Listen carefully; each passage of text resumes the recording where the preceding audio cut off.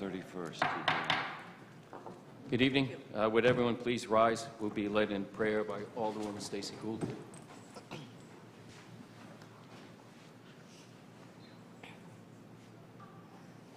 Almighty God, we ask for your blessing upon the members of this council as we assemble here in this chamber to conduct the ongoing business of our city.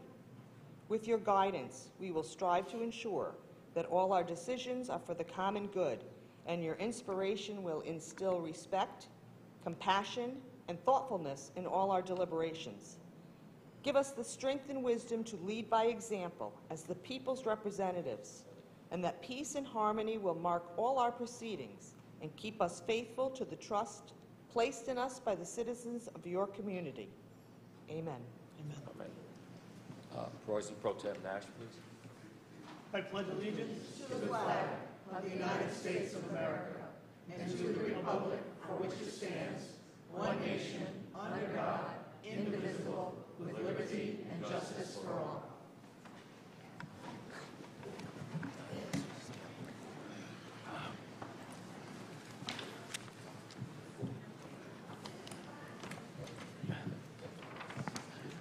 With your indulgence, please accept a brief moment. The council is going to go in executive session for about 3 minutes, and then we will return and begin the entire process on our agenda this night. I recognize Alderwoman Stacey Gould. I hereby move, pursuant to Connecticut General Statute Section 1-200, subsection 6, that the members of the Norwich City Council go into executive session for the purpose of discussing the property acquisition or disposition of real estate or interest in real estate when publicly regarding the proposed acquisition or disposition would cause a likelihood of an increase asked to acquire or a diminished price to dispose of the property, and to review feasibility evaluations and reports made for the City of Norwich regarding such property. City Manager John Salamone, Comptroller Josh Pothier, City Planner Deanna Rhodes, and Corporate Counsel Michael Driscoll shall be asked to participate during all or portions of this executive session at the request of the City Council. Is there a second? President Pro Tem Nash. All those in favor? Unanimous. The vote is 6-0. Council, let the record show that no votes were taken. Can I have a motion to return, please? Nash, Gould, all those in favor? Unanimous. 7. Please. Citizen comment general. I declare citizen comment general open. Please state your name and address at the microphone. Each person speaking will have 3 minutes.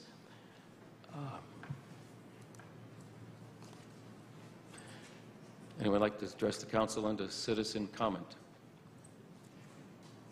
Mr. Crabbe.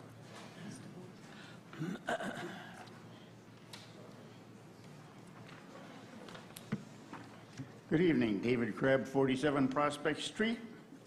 This weekend, a pastor began his sermon. This is an age of guided missiles and misguided men. Now, before the Puerto Rico declared its bankruptcy, the Russian propaganda channel had a program that introduced bond specialist Kate Long to discuss Puerto Rico's debt problems. At the end, she said next in line with Puerto Rico was the debt of Connecticut. When one candidate for lieutenant governor was Stu Breyer's guest, she said another candidate was from a municipality with a 50 mill rate and they were bankrupt. She added that any municipality with a 40+ mill rate was also bankrupt. A nonprofit, Judicial Watch, claims that multi-billionaire philanthropist George Soros has distributed $28 billion to support Democrat candidates this coming election. Soros has tons of gold that could attract enough dollars or greenbacks in your billfold to inflate those greenbacks, and he hopes to price gold at $30,000 an ounce. That inflation would make the Great Depression seem tame in comparison. How much would the city need to borrow to lower the mill rate below 40? Proverbs 22:7 says, the borrower is slave to the lender. I got a question. There were 3 ordinances on the previous agenda. I never heard news about ordinance 4. How was it advertised? Thank you. Thank you, sir. Anyone else under citizen comment? Please, Mr. Bowie.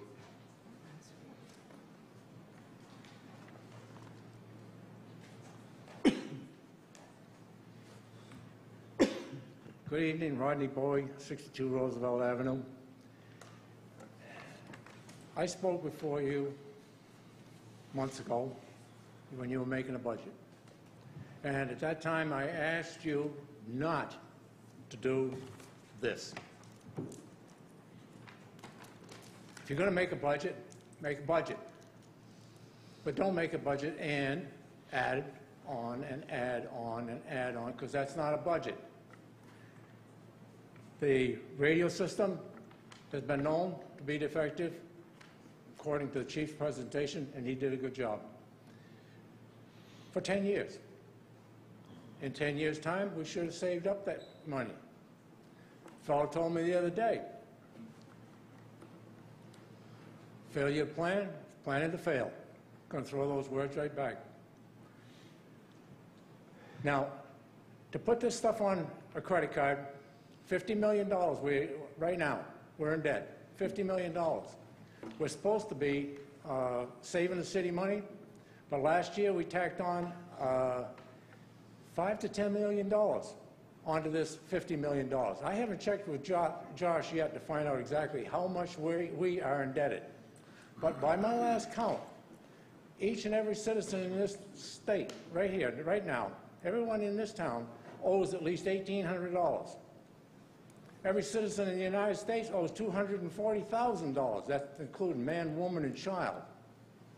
Now, someplace down the line, someone has to stop spending. Someone has to start planning how to do this. Now, I know you don't listen to me, because otherwise than that, we wouldn't have any of these things right now. I'm an old man, and I've done my planning, and I don't do this. I do not pay. I do not put things on my credit card. I pay my credit card every month. I should say my wife does. But that's what you have to do. You cannot keep borrowing into the future and expect sometime or other a magician to come along and make it all go away. Your children will pay for this. I've said that about 6 times. Thank you, sir. Anyone else under citizen comment general? Anyone else under citizen comment general? Anyone else under citizen comment general? Seeing no one else on the third try, I declare it closed. And thank you all. Public hearing number 1, relative to participation in the cost sharing program with the City of Norwich to construct concrete sidewalks. I declare this public hearing open, and I would ask if anyone is here to speak in favor of this ordinance concerning with concrete sidewalks. Is anyone here in favor of this ordinance? Oh, I'm sorry. It's just a resolution, excuse me. Anyone in favor of this resolution? Is anyone in favor? Is anyone in favor? Is anyone opposed to this resolution? Anyone opposed? Third and final time. Is anyone opposed to the resolution concerning concrete sidewalks in the city program? Seeing no one opposed, I declare that closed. Public hearing number 2, an ordinance appropriating $2,700,000 for the replacement of public safety radio system and authorizing the issue of $2,700,000 bonds of the city to meet said appropriation, and pending the issuance thereof, the making of temporary borrowing for such purpose.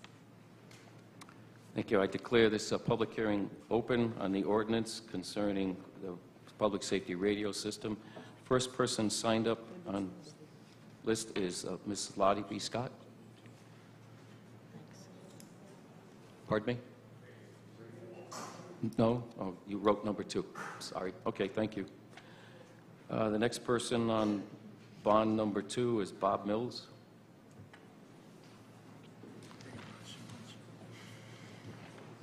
Hi, Bob Mills with NCDC. I live at 71 Oakwood Road in Niantic. I just want to step up and put a vote of confidence in for the police and all that they do for the city, and in support of the radio program. It's a set of tools that are basic to their industry, to their work, and I think that's kind of the theme of the night. So I'm very much in favor of supporting it. Thank you. Mr. John Perry.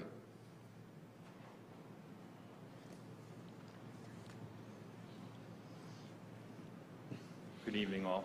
John Perry, Grant Court, Norwich, Connecticut. I stand here today, as you all well know, as a lieutenant within the Norwich Police Department.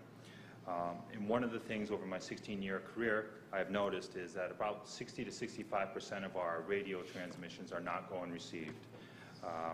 Can you imagine, the citizens of Norwich, if 60% of 911 calls did not get received or were unheard, and officers and fire and EMS did not respond? It's unheard of. Officers depend on this radio system for their lifeline. This is a major concern. This is the way that we communicate. Officers depend on the radio system to assist citizens who are in need, running into active shooter situations in which we need to communicate to dispatchers and get other officers there as quick as we can. If in today's technology, if you had a cell phone that only worked 60% of the time, you would get rid of that service. You would be at AT&T, Verizon, saying, hey, what can you do for me? Because you can't hear me. I can remember back about 8 years ago, I was on a K-9 track for a burglary suspect. Started up near the gym up in Plain Hill, went through the woods, down the power line, and I had lost not my K-9 partner, but the officer that was following me. As I'm coming out, I'm all alone in the woods. I come out on Plain Hill Road. There's this nice woman on the back deck of her house. She says to me, "Are you okay?" I said, "Can you call 911 and tell the dispatchers that the officer with the dog is in your area?" Because I could not communicate with dispatch. The fact that the radio system does not work and is well documented, it's just a no-brainer. As a taxpayer in this city, pennies on the dollar, that is what it's going to cost us. And can you put a price on my life? Can you put a price on all their lives? And everyone, as far as a citizen, no, you can't. So I support this referendum, or the ordinance, to put it on referendum. Thank you. Thank you. Mr. Charles Tyree.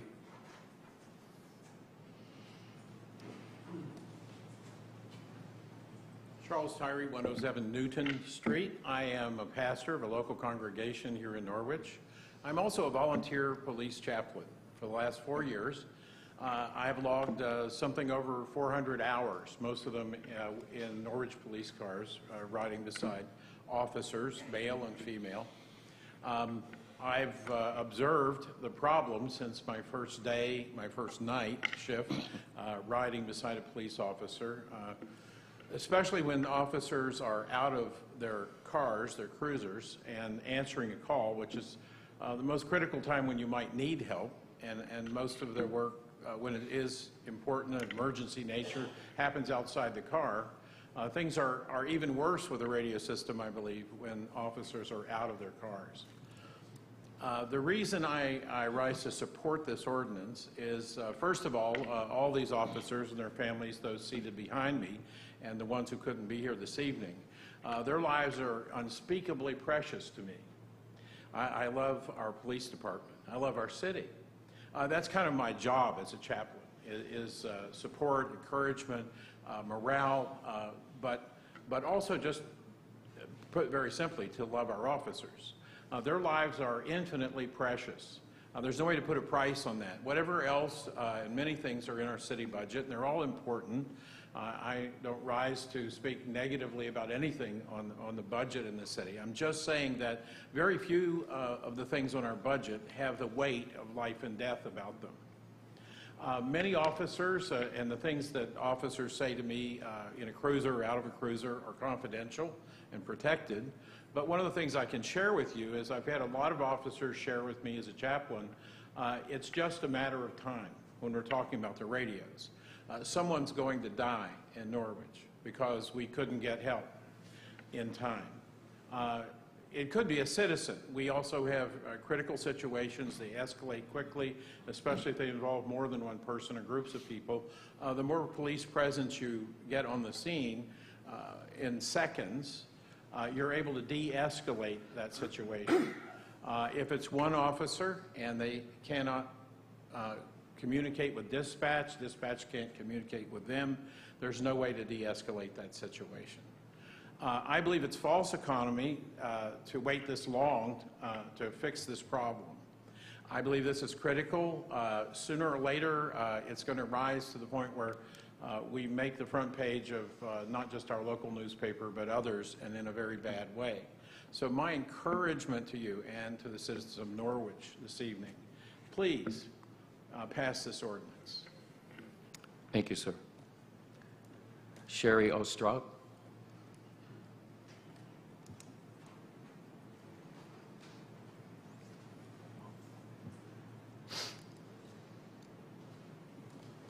Good evening. I'm Sherry Ostrow, 251 Harland Road, and there's nothing more for me to really say, so I'll be very brief. I'm here to express my support for the ordinance appropriating the $2,700,000 for the replacement of the public safety radio system. I also applaud the efforts of bringing that cost down tremendously, so thank you for that. And when you do approve it, which I suspect you will tonight, my message is really for the fellow residents and citizens here of Norwich that everyone understands the severity of the way the system is right now and the condition it's in, and to vote yes come November for this when it's on the ballot. Thank you. Thank you. Anyone else like to speak in favor of this ordinance?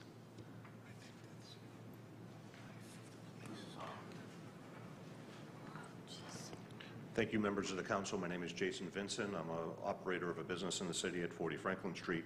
And what I wanted to tell you is congratulations of having this on your agenda. This investment is a small amount of money for the types of risks that we have our police officers engaged in every day. And if we can do whatever we can to try to mitigate those risks and support them, I think we should be in favor of that. It was mentioned value of a statistical life during the previous presentations. It's about $9.6 million. When you think about the value of statistical life compared to this investment, this is a nominal investment from that perspective. If we can save one police officer, it's worth every penny. Thank you. Thank you. Anyone else speak in favor of this ordinance?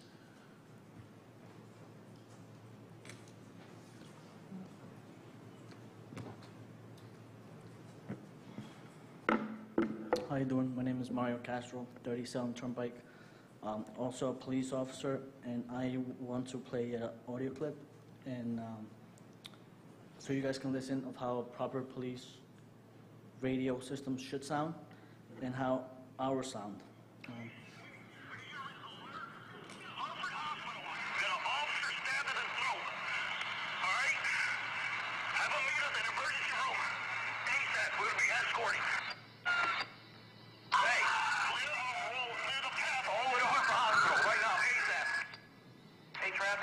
Get by the hospital, start locking down those roads. Go for it! All right, they're leaving. Clear the intersection. Let's go. We're moving. 6HQ. 1068. 1056 HQ. 1056. I have a subject laid out prone. Okay, yeah. Guessing you need a 27 that you're breaking up. No, I have a subject out on prone. Subject has a signal through knife. Okay, signal 3 knife. 1066, 1036, and 1025. 1036, clear. 1036, Franklin. 3D Central Avenue, they have a subject spread out, has a knife. I'm en route there. Can you fill me in? Was he on the call? Yeah, it was at 12 with a unwanted guest, didn't want to leave, and figured out he now has a subject, had a knife, has him on the ground, sounds like.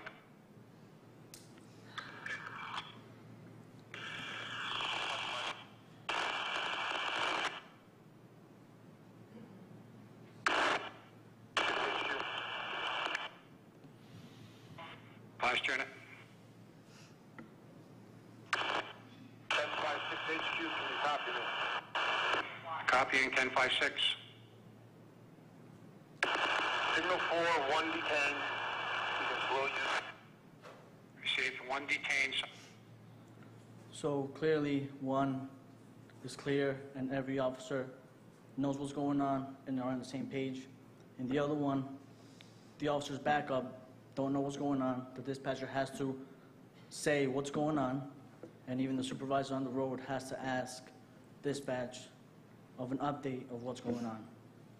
And I think for the price of this radio system, I think it's a no-brainer to vote yes, because, you know, hopefully next time we see each other, it's not at one of our funerals. Thank you, sir. Anyone else like to speak in favor, please?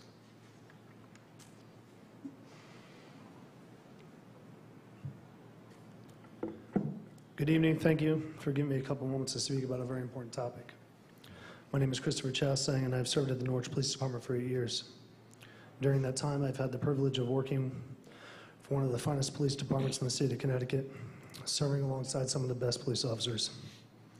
I appreciate the support we are given from the city of Norwich, its residents, and business leaders. And I've had the opportunity of meeting with and working alongside many of you in attendance tonight to solve issues and provide safer neighborhoods and communities to work and live in. January 21st, 2017, I was assigned to patrol the Taffel area of the city of Norwich.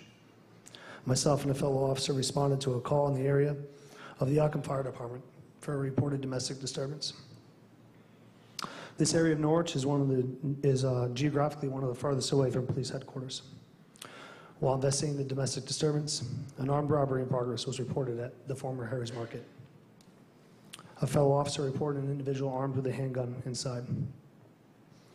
The call resulted in my partner and I discharging our firearms.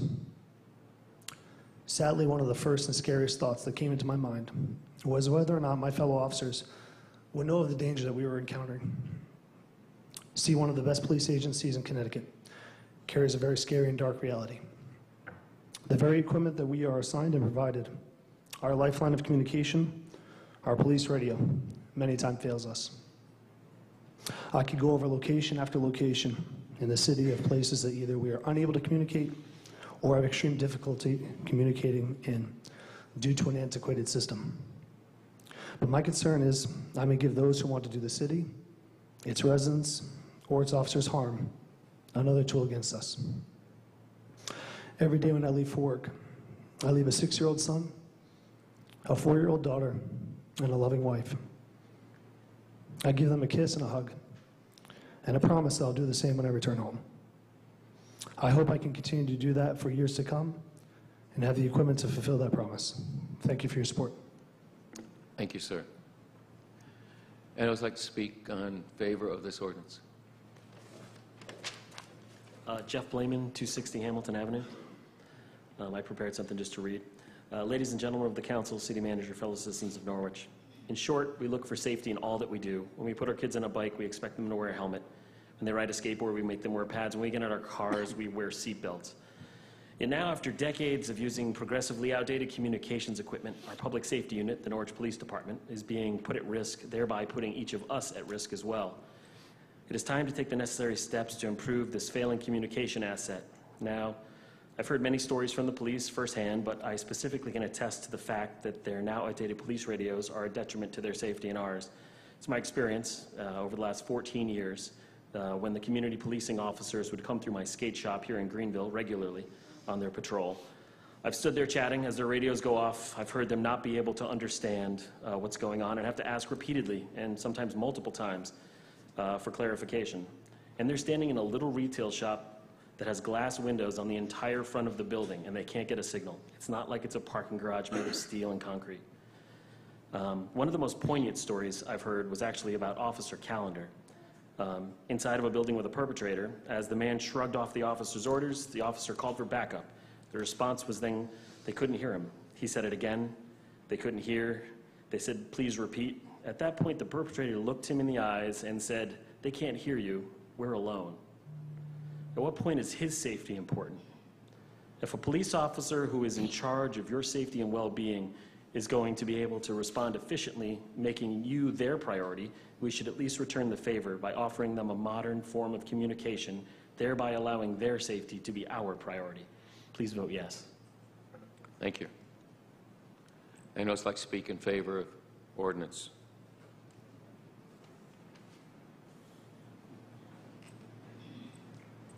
Hello, my name is Dennis Bailos, Norwich Police.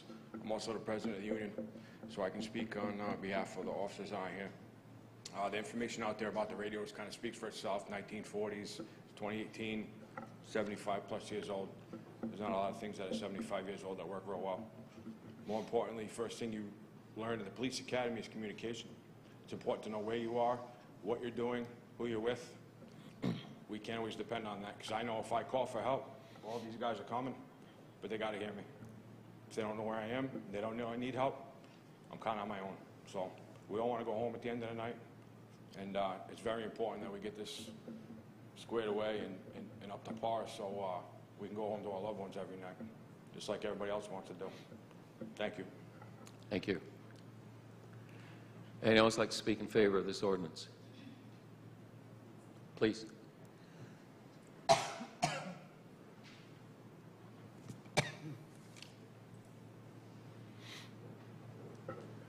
Mike DeZavitt, 248 Browning Road, lifelong resident of Norwich, currently serving as president of Local 892 Norwich Firefighters. I'd like to echo some of the feelings that have been stated here tonight, having served and having to piecemeal some radio communications on the fire radio to assist our finest here in the city of Norwich. I can only say that this has gone on far too long. Interoperability radio systems are super important. Ever since 9/11, this has obviously been on the docket. Look how far we are from 9/11. In Norwich, we're continuing to have these problems. I look forward to your support, to supporting the police department along with the fire department, not just with this bond now, but looking forward to the Public Safety Committee continue to work to support all the needs that are both for the police and the fire department. But tonight, I stand in support of all the work that needs to be done for the police department radio system. Thank you. Thank you, sir. Anyone else like to speak on the ordinance before us?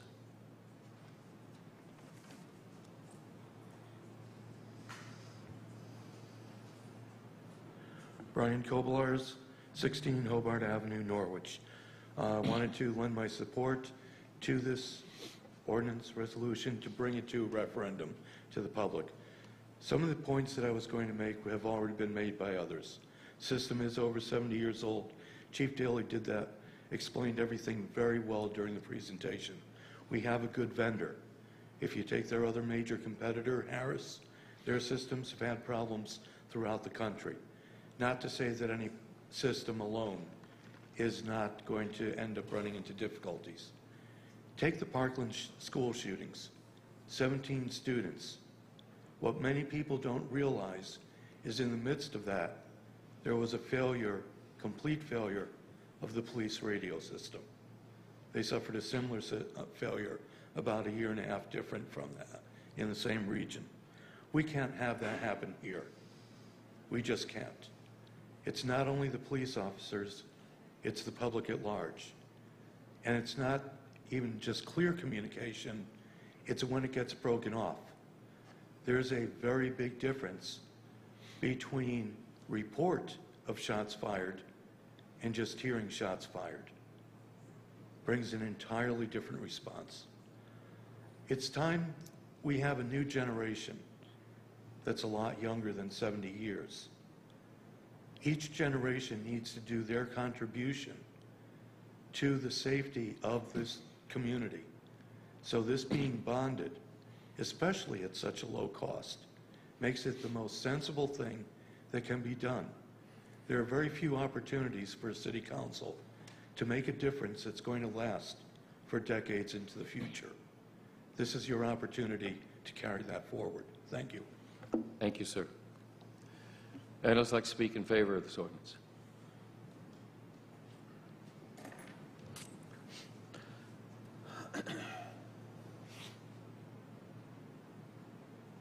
Hi, Bob Jackson, Merchants Ave. Those of you who know me know the last thing I want to be doing is standing up here talking in front of people, but this is important. That radio transmission he played, that's one of the good ones. I've been there at night. Officers in a fight. Couldn't get us. He's on his own. I watched him come back with blood all over him, okay? I watch these guys every single day, these guys and girls, every day going out taking care of our city. I'm sure you know a lot of the calls that go on. You read the papers, you watch the news like I do. This is not only needed, these guys deserve it. Thanks. Thank you, sir. Anyone else like to speak in favor of this ordinance? Rob Dembski, 36 River Avenue. While I agree with many of the people who have stated that this is something that should have been taken care of a long time ago, I'm not going to join in the hand-wringing about why it wasn't, but simply take the opportunity to point out that there is a legitimate opportunity here for the council to let the public decide whether they want to bond this money out. I can't imagine that the council wouldn't support that initiative, but I also don't want to take the risk of having support go unstated. So I think everybody else who's spoken here has had a lot more direct information to give, and I'll let what they said stand. Thank you. Thank you. Anyone else like to speak on this ordinance? Anyone else like to speak in favor of the ordinance?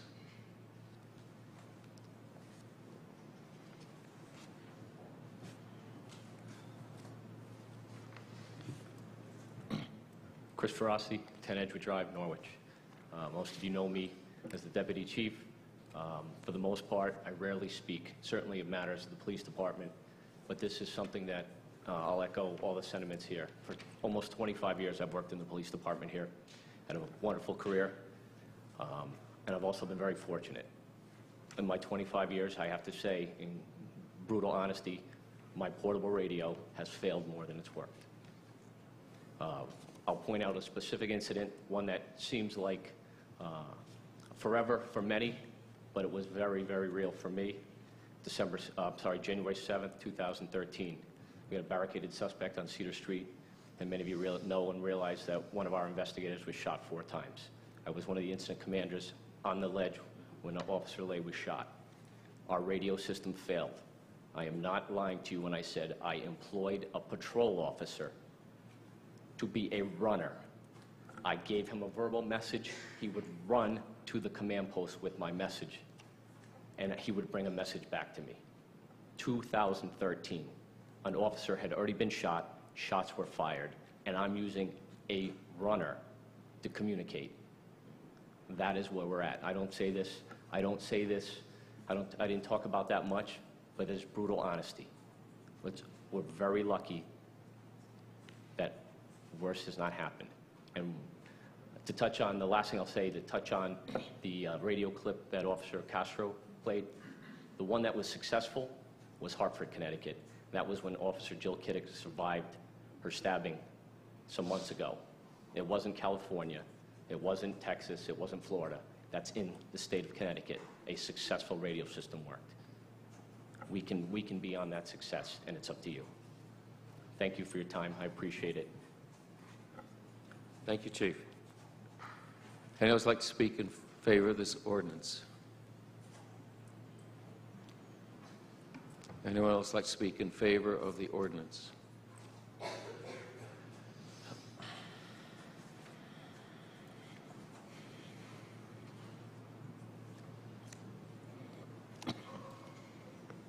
Good evening, Patrick Daly, 142 Newton Street, Police Chief, City of Norwich.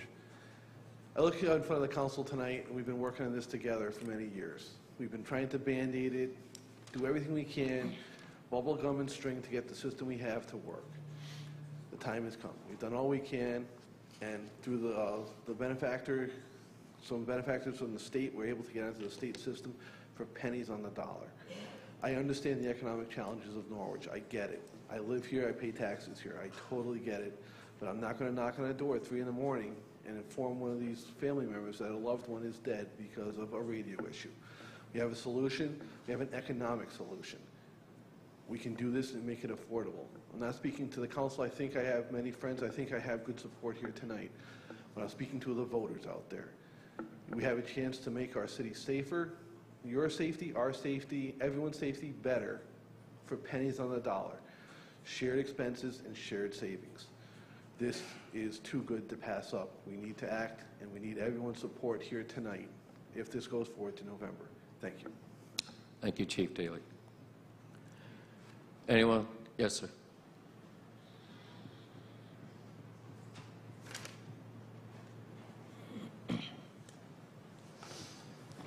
Rodney Boyd, 62 Roosevelt Avenue.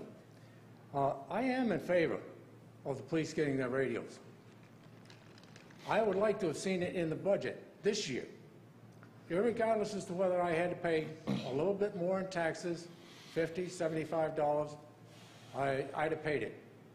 And we would have a system this year, not next year or 2 years down the road.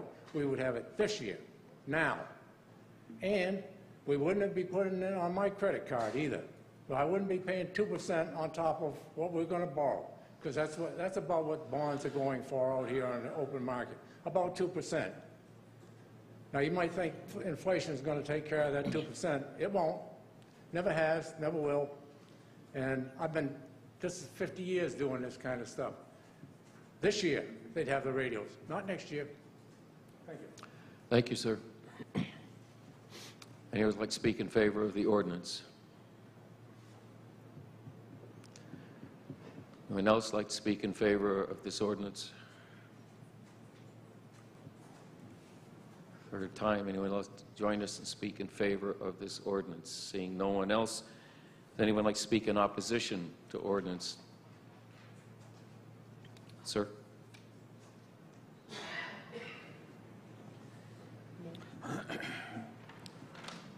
David Crabb, 47 Prospect Street. 20 years operating a marginal radio system reminds me of the Marine Corps that never failed to respond to every call with their outdated, sometimes obsolete equipment. City debt can be traced readily from the 2011 annual budget, demographic page 14, when it was $4.5 million, dropping from $6.5 million since 2006, just a few years earlier. And per capita wise, it dropped to $900 from the $1,100 that it was previously. This is a worthy goal in the council's goal to reduce residential property taxes. The per capita debt is already at $1,245 in this year's budget. Why not task the city manager to use the capital improvement fund for this improvement, which could have been factored in years ago, as a lot of the people have mentioned? And it could have been implemented and completed by now had it been implemented years ago, as other people have mentioned. The city manager has been tasked with greasing the skids for the Panema Mill developers. What in the world is going on? The charter job descriptions would fit this assignment of putting this in the capital improvement fund and have the economic development mayor greasing the skids for developers. So this city's got a lot of things that are going backwards and upside down. Remember, the police department has years of experience using the radio to its best in the Norwich terrain. So, as Mr. Bowie said, it could have been paid for with a little bit of planning. We've heard about planning in the Norwich Council for years from different members, and we never see any of it. Thank you. Thank you, sir. Anyone else in opposition to this ordinance? Anyone else in opposition to this ordinance? Anyone else in opposition to this ordinance? Seeing no one else, I declare this hearing closed. Public hearing number 3, an ordinance appropriating $8,470,000 for the City of Norwich Economic Revitalization Initiative to spur economic development and authorizing the issuance of $8,470,000 bonds to the city to meet said appropriation, and pending the issuance thereof, the making of temporary borrowing for such purpose.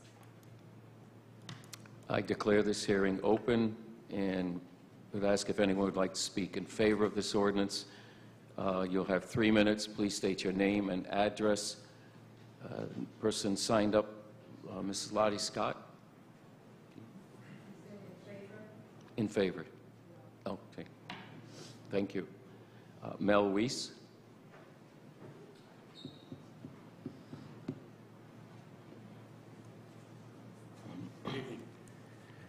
My name is Mel Weiss. I'm a business owner in 282 Franklin Street, Norwich, Connecticut. I've been a lifelong resident of Norwich. I don't live here anymore, but I still own a few businesses here. Community block grants allow businesses in the downtown area to renovate space that normally would not be renovated due to economic constraints. These block grants allow small businesses to occupy space and to provide employment in downtown. There's a good example of that in my space at 282 Franklin Street. There's a company called Assured Quality Home Care. A gentleman, Caleb, owns that company. He employs a lot of individuals that work there, and they would not be there if it wasn't for the block grants. In my case, I have 30 employees in my company, and they all do business here in Norwich. They all live in Norwich, and they actually do the business, their banking and their shopping in Norwich. These block grants have allowed me to stay here and to develop a business and a property that would basically be under the wrecking ball, which is one of my businesses, which I do. Well, that business would have been wrecked many, many years ago. So I speak in favor of the block grants for the good work that they're actually doing to save the downtown community. Thank you. Thank you. Mr. Mark Block. Good evening. My name is Mark Block. I have business at 138 Main Street in Norwich, and I've been in town for some 45 years now. I've witnessed in that 45 years fits and starts in efforts to revitalize our community both downtown and in other areas. We now have a unique opportunity to continue revitalization that appears to have some staying power. Witness the development on Franklin Street. There are now 10 restaurants in the downtown vicinity. There's been revitalization in Taffville. The Greeton Hughes is now undergoing some planning. Eastern Savings Bank has renovated the 4th and 5th floor Vitz building. All of this has been accomplished with city support and private investment. If we don't pass this bond request and send this referendum to the people to vote on it, we are sending a horrible message to the business community, to those looking at Norwich, and who need something to offer, and we need something to offer to developers. The voters of the city should be given an opportunity to decide this question. The City Council shouldn't stop this process, but should clearly support it. If we abandon the progress that has been made, we risk losing the momentum we now have.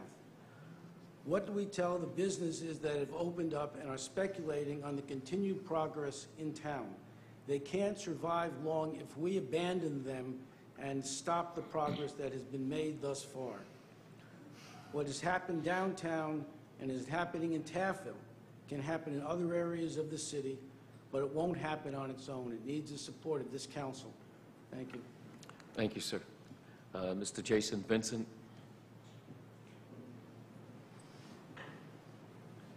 Good evening, council members. Jason Vincent, business owner at 40 Franklin Street. I found a way to bypass your 3-minute rule by speaking on 2 public hearings this evening, so thank you for that.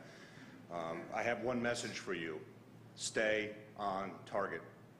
I quoted that from Star Wars. But the reality here is that this neighborhood's a weak market. We need city participation in converting this market from a weak market to a strong market. I believe in this neighborhood. I believe in the initiatives the city has undertaken in the past. But for the money that you previously appropriated, this neighborhood would not be seeing the growth that's happening there today. It wouldn't happen. Norwich's functional obsolescence goes back over a century. And we have to invest in our community to reverse that trend.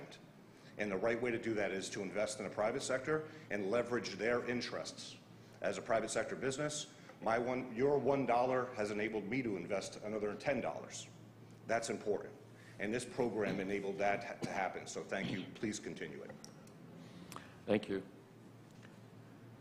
Jill Fritchie.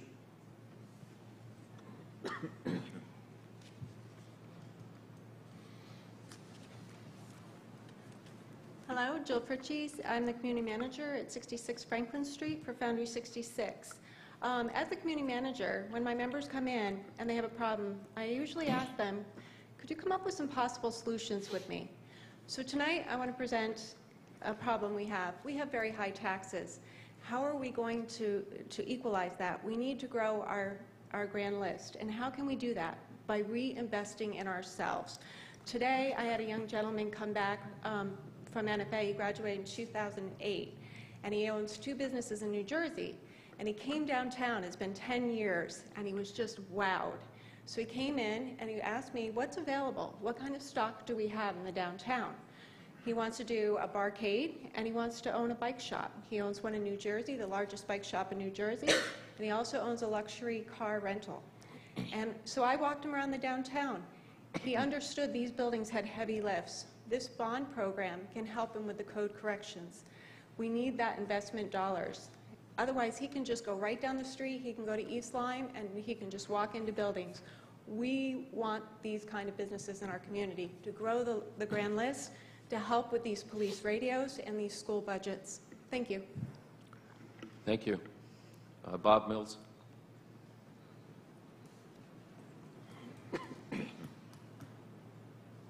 Thank you. Again, Bob Mills. I just wanted to go through real quickly a couple of things. I got some very good questions from the council members over the last couple of weeks, and I appreciate the thoughtfulness that you guys put into it, because it's very meaningful to get some feedback, to have a dialogue. And so I wanted to thank you guys for that very much. It's very helpful. I hope that over the last 2 weeks you've got satisfactory, maybe not what you were expected, but hopefully you got satisfactory answers to your questions. I think as Jason had mentioned and as Jill has mentioned, and actually Mark Block, the timing of this is critical. If you've ever pushed a car up a hill, you know that once you stop, it's very hard to get it going again.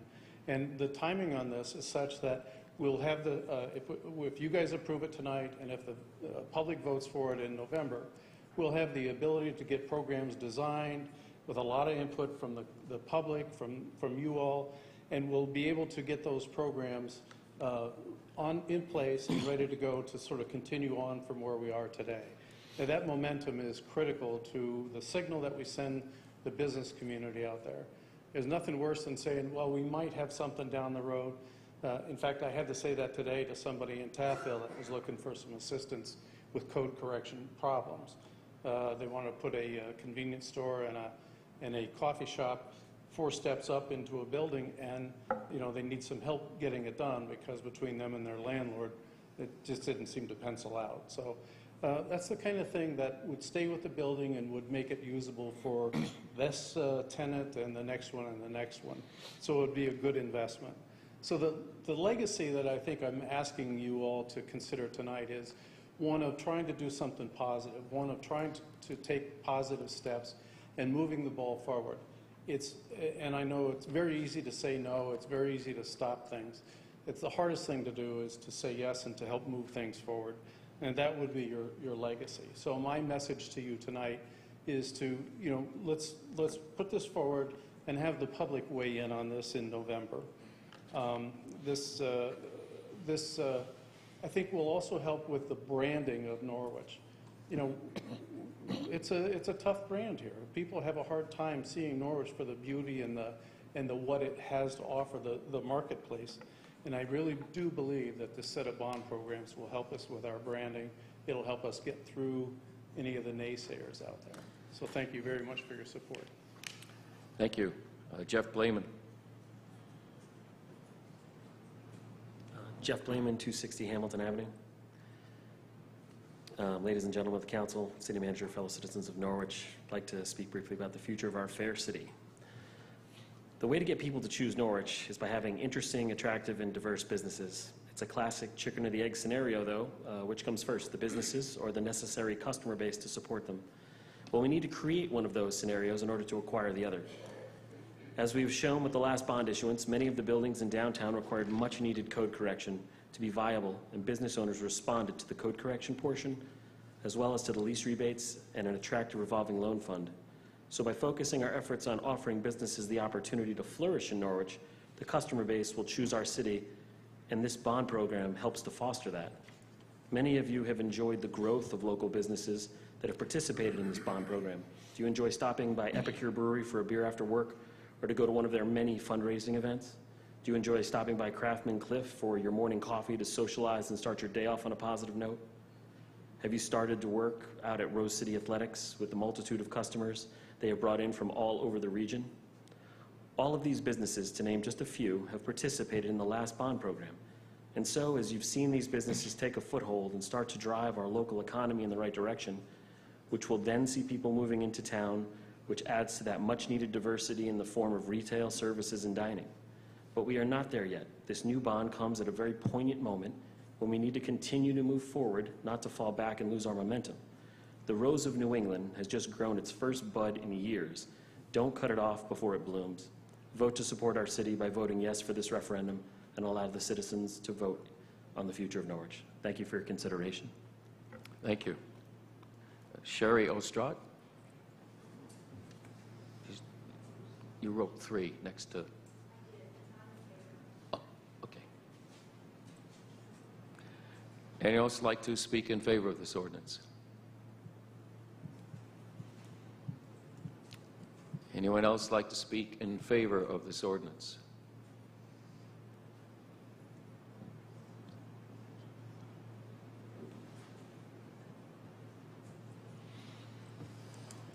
Dale Plummer, 25 Broadway, Norwich. I'd like to speak in favor of this ordinance. I think it's a very positive development. I think it will, as previous speakers said, reinforce the work that's already been done. And as city historian, you know, the downtown, Greenville, Taftville are all listed on the National Register of Historic Places. I think we have the opportunity with this bond to, in combination with federal and state tax credits for rehabilitation of historic buildings, really bring these areas back to life. So I am completely in favor of this. Thank you. Thank you. Anyone else in favor of this ordinance?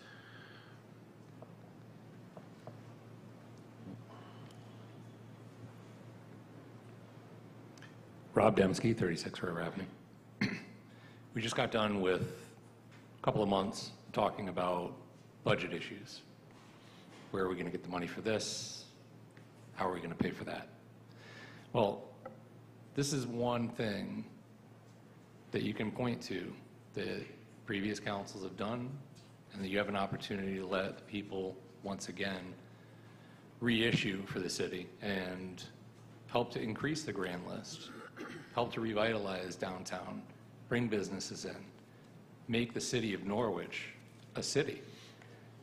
And again, just like the police radio bond issue, I can't imagine that you won't allow the people to vote on this. I hope that you will, but I want to speak out in favor of it and encourage you to do just that. Thank you. Thank you. Anyone else in favor of this ordinance?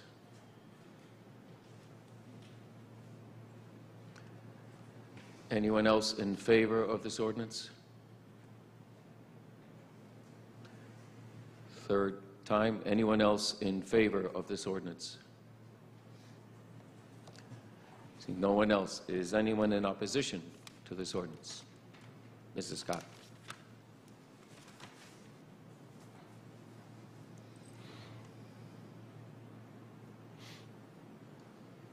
Good evening.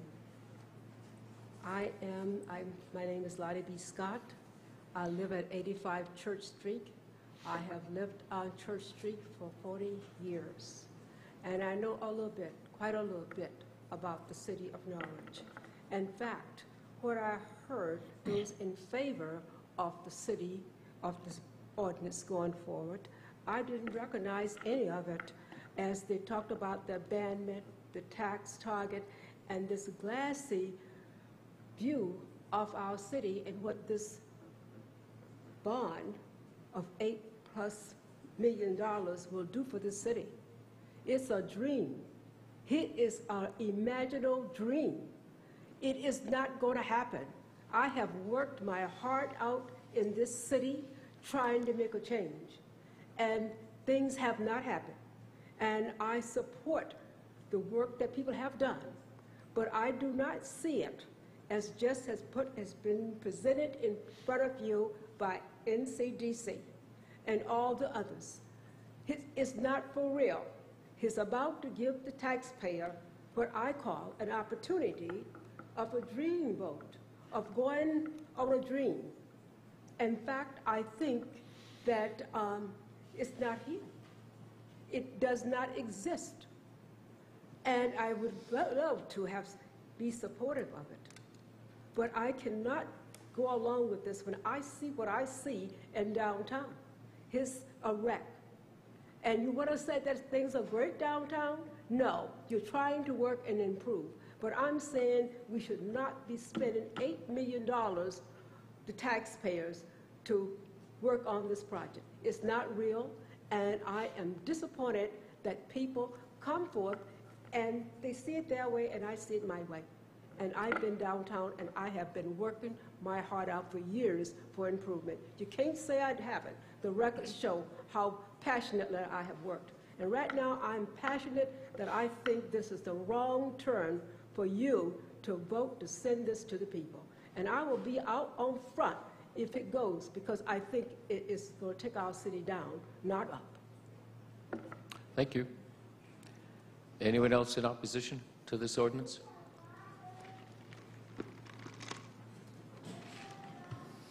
Sherry Ostrow, 251 Harland. I'm also here to express, well, I want to say my support for investing in Norwich, and I mean that wholeheartedly. Norwich economic development is near and dear to me, but I cannot support this ordinance that's put forward to you today for a vote, and I ask you to vote no on this. It's simply just not ready. I review a number of grants. I write grants, state, federal grants, and this doesn't even meet the bottom line minimum criteria of meeting the muster of putting forward a plan. I would ask that it's really unfortunate of the timing because it needs to go on the November ballot. I would very much encourage this to come forward next year. I'm very discouraged that there wasn't a heartier plan that was put forth that made it so urgent. And I do look forward to it coming forward next year. But I'm sorry, I ask that you not support this and not put it before the voters because the job isn't complete for it to be put forward to the voters. Thank you. Thank you. Anyone else in opposition to this ordinance?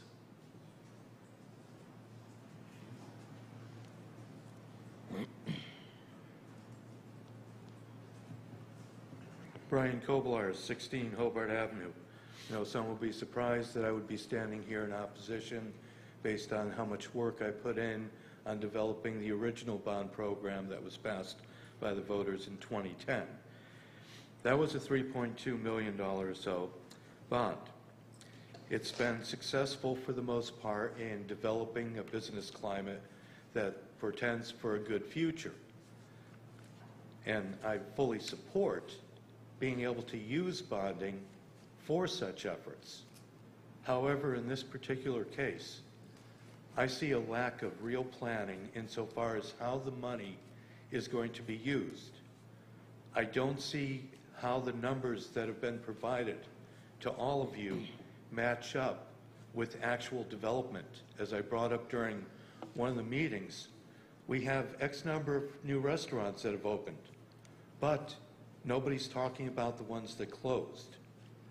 And if one closes, another opens, you can't read only the positives, you need to look at the other half. I don't think that you can take a business that's going to move from Taffville into the downtown and only look at the impact to the downtown and not the detriment to Taffville. It's one single tax base that we're talking about, and we need to keep that in mind, the yin and the yang. We need a real plan for this. Something else that I brought up during the meeting, one of the meetings previewing this, I would really like to see, as we talked about for years, a master plan of development, something that we can march to, make a decision, attract developers, say this is what we want. Let's put the pieces of the puzzle together. What I'm going to recommend is this. Wait on this bond for a year, as a prior speaker said.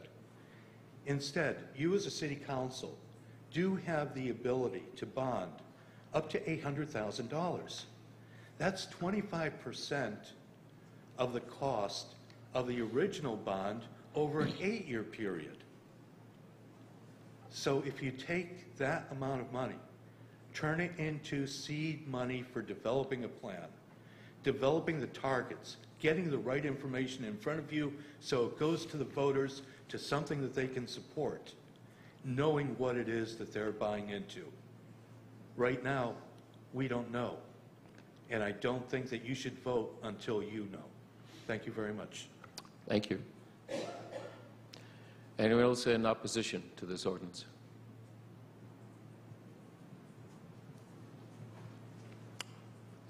Sir, Mr. Crabbe.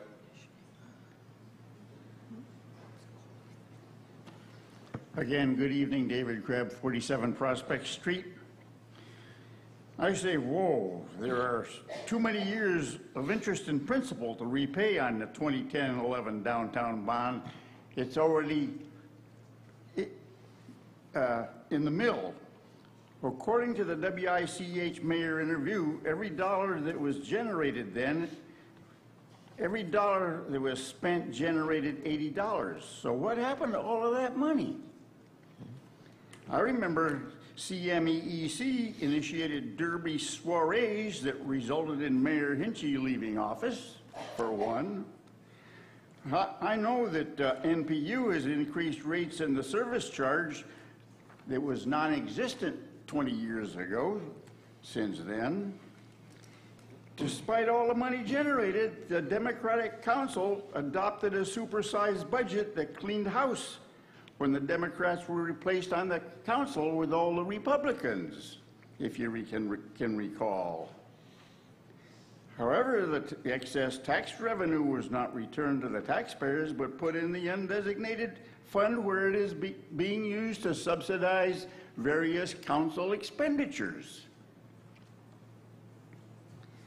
My two-page handout is useful to determine the potential tax revenue that everybody is hoping for using the income distribution pie chart on budget page 15. A copy of the 2010 and 11 budget compared with this year, which changed from individual incomes back in that era to household incomes, raises the question, because Norwich, like the state of Connecticut, is losing taxpayers. Why, if they're losing taxpayers, who's going to pay these taxes? The assumptions on the tax impact are wrong. Real estate transactions in the bulletin insert place Norwich prices lowest in New London County. That can be verified on page 18 of the Norwich budget. So with all the money that came in, didn't Reed and Hughes continue to deteriorate day by day? What's the plan to take care of the over-pension, the OPEB defunding that's going on? Where's the plan going on with all this stuff? Thank you. Thank you, sir. Anyone else in opposition to this ordinance? Anyone else in opposition to this ordinance? Third time. Anyone else in opposition to this ordinance? Seeing no one else, I then declare this hearing closed. Second reading and action on the proposed ordinance listed above. Number 2, an ordinance appropriating $2,700,000 for the replacement of public safety radio system. Oops, I'm sorry. Oh, I'm sorry. I'm apologize. I'm sorry. Number 4, an ordinance regarding additional fiscal year 2017-18 appropriation for the General Fund, Town Consolidated District, and City Consolidated District. I declare this public hearing open and ask anyone would like to speak in favor of this ordinance. Anyone like to speak in favor of this ordinance? Anyone like to speak in favor of this ordinance? Seeing none. Anyone speak against this ordinance? Yes.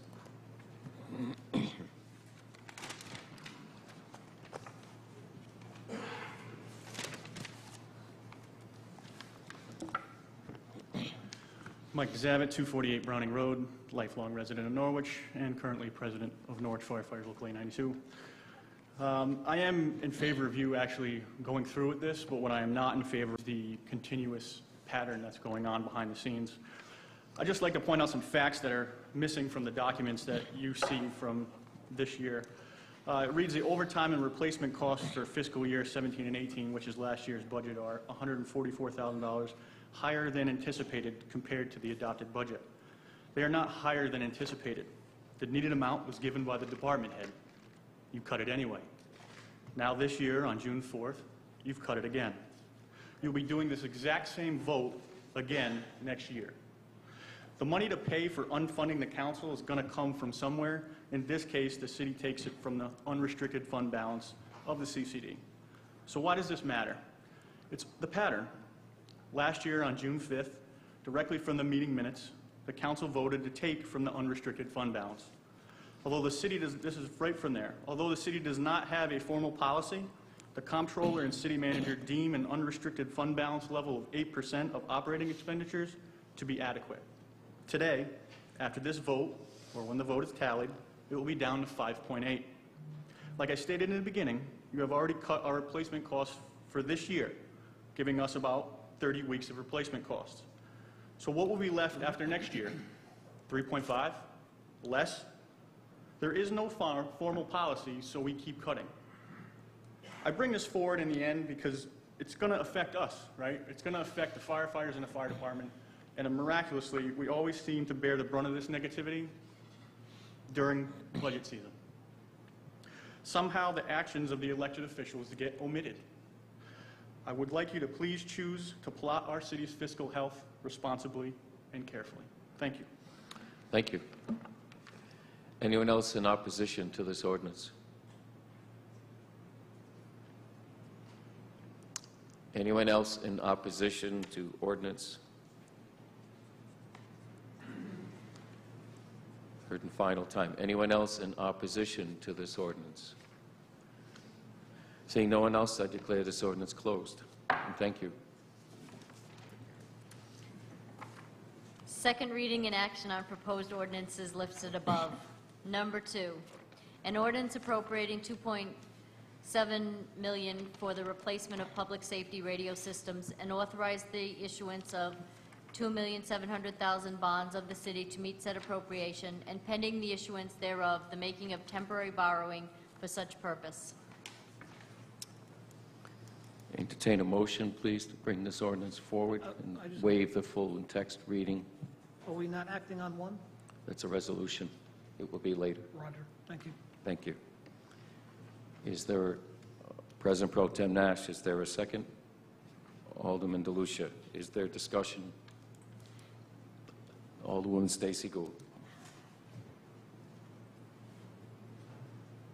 Our antiquated police radio system has reached a point that we, the citizens of Norwich, have an obligation to replace now. While I understand the concerns that this $3 million purchase should have been, could have been, didn't get, or didn't get budgeted for, I understand that. I don't know, I can't answer why, how, but the time has come. We have to get this information, get this equipment for these police officers. Alderman Nash likes to use the phrase, kick the can down the road. We've done that far too long. I have a scanner at home. I have heard the dispatchers say, last unit calling, because they can't hear what the officer is saying. I have heard the dispatchers say, last unit, go with your message again. I have also heard them say, last unit, unreadable. That's unacceptable. Somebody suggested to us that we should pay for all of your cell phones. Okay, I'm all for that. The only problem is your cell phone, and we've all known, is unreliable. We've all been on the phone with someone down the street, across town, and all of a sudden you're, hello? Are you still there? The call has disappeared into thin air. Asking a police officer to take his or her cell phone out of his pocket, out of his car, and chase somebody for whatever reason and be yelling into their cell phone, I'm on, is unacceptable. That cell phone slips from their hands now, what do we do? I also know that all police officers are trained, that they don't get out of their car unless they tell dispatch where they are. We have an obligation to our police officers. Using cell phones is not an option. If there is a problem somewhere, how many people in the city of Norwich are on their cell phones now flooding the 911 system? I think I heard a shot fired. I think I heard this. I think I heard that. I want that officer to key that mic that's attached to his uniform and be able to be understood completely and clearly to whoever he or she is talking to. The time has come. We must provide them with this critical piece of equipment.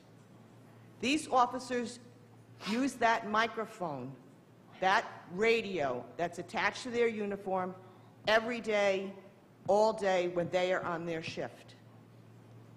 They don't necessarily pull out their gun every day, every week, or every month.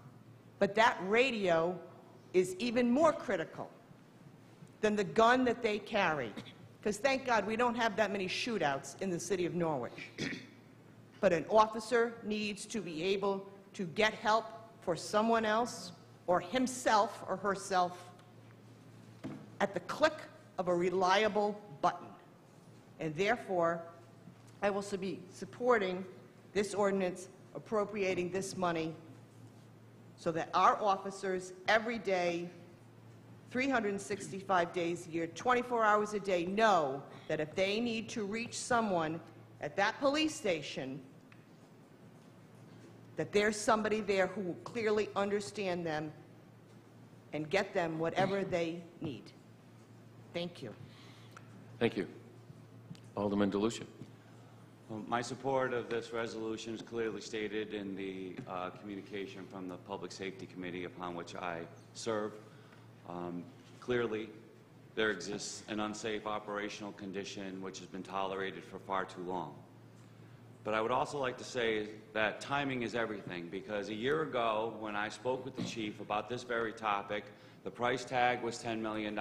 So we talk about planning in advance, but if the sitting council at that point had pulled the trigger, no pun intended, all right, there would have been a $10 million bond on November, $10 million referendum on the November ballot. So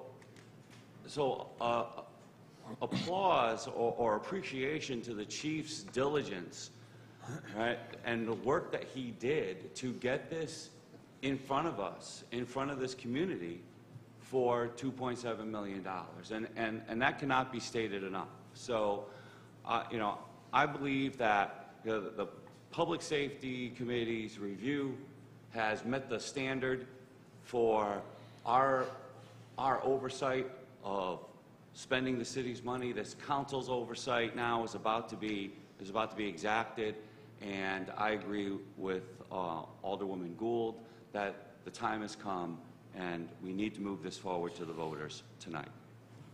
Thank you, sir. President Pro Tem Nash. Just want to address a couple of questions, statements that were made during the public hearing part. Someone made a comment that, this has been going on for 10 years. I reflected a few weeks ago on when I retired from the Norwich Police Department. And obviously, I sit here completely biased in my support of this referendum, or going to referendum. But I retired in 2003. And this problem was going on for 15 years before that. I have been on the receiving end of last unit unreadable in a foot chase. I could go into war stories, but it wasn't the first time, it wasn't the only time in my career where I heard last unit unreadable or last unit repeat or no answer when I'm calling on a radio for help. So this is not a 10-year-old problem. I retired in 2003, and this issue was going on 15 years before that. And I can only imagine it was going on before that, all right? So I don't know what all the councils were thinking then. I know I've sat here for a while, and I remember the $10 million budget. I remember it being as much as $12 million. So what is in front of us today that we need to send to the people is a $2.7 million price tag. Now, that's not the whole price. There's a $500,000 stipend in the fireman's bond for the trucks that was set aside for radios. There's some other money that was put away, I think about $100,000 or $130,000 for a site survey or a survey fund that wasn't completely spent because of the diligence of the chief and realizing where he was and what he didn't need anymore and didn't spend the money just because he had it. So the bond is $2.7 million, but that price tag is 3.4, or roughly 3.4. So we're getting a great bargain. And it's because of what the chief's done and chiefs before him have put aside and planned. People said there was no planning. There was plenty of planning. There was no money. There was plenty of planning, but there was no fortitude on previous councils to support the planning. And Alderman DeLucia is right. We are getting a $2.7 million bond where it could have been a $10 million bond. So I think we did plan properly. For me, this is an emotional thing because though I've retired from the police department, I make frequent visits and walk the halls and wonder where these children came from because they don't look like adults. And I don't mean to insult them. And I walk through the halls and wondered if I ever looked that young and when I was here. And no, I guess I did. But I look and I say, oh my God. And I trained John Lay. I was his field training officer. And I remember the day he was shot, and I didn't leave the police department. I stayed there for hours asking what could I do. I felt lost because I'm one of them, but I'm really not anymore, so I'm wandering the hallways going, what can I do, what can I do? And Sergeant Minkins at the time was giving me these menial tasks to keep me busy because a gentleman I trained was fighting for his life. And I didn't know about the radio situation, and it gave me chills when Deputy Chief Ferrasi discussed it, and that he had to use a runner like a World War I trench fighter, to get orders back and forth. So that talk about untimely information that you were getting back between the time the runner comes back and forth with information. So I know tonight all we are doing up here, and I implore and beg my fellow council persons to move this forward. We are just giving the citizens of Norwich the opportunity. We are not spending any money tonight, but we're telling the people of Norwich this is what we need. And I have great faith in our citizens because when I helped address the fire bond, everyone told me, Nash, you're crazy, they're never going to vote for it. And it passed overwhelmingly because the citizens of Norwich understand the price of protecting its citizens. And I think this is no-brainer here tonight.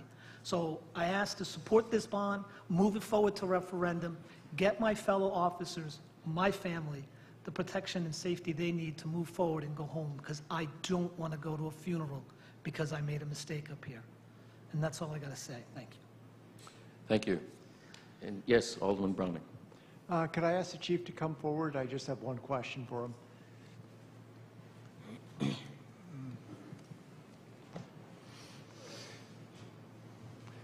Since I hate keeping people in suspense, I want to first tell you that I'm voting in favor of this.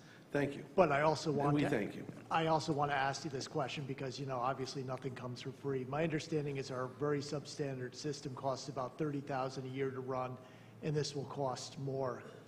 Just so the voters of Norwich know that, what are the actual prices?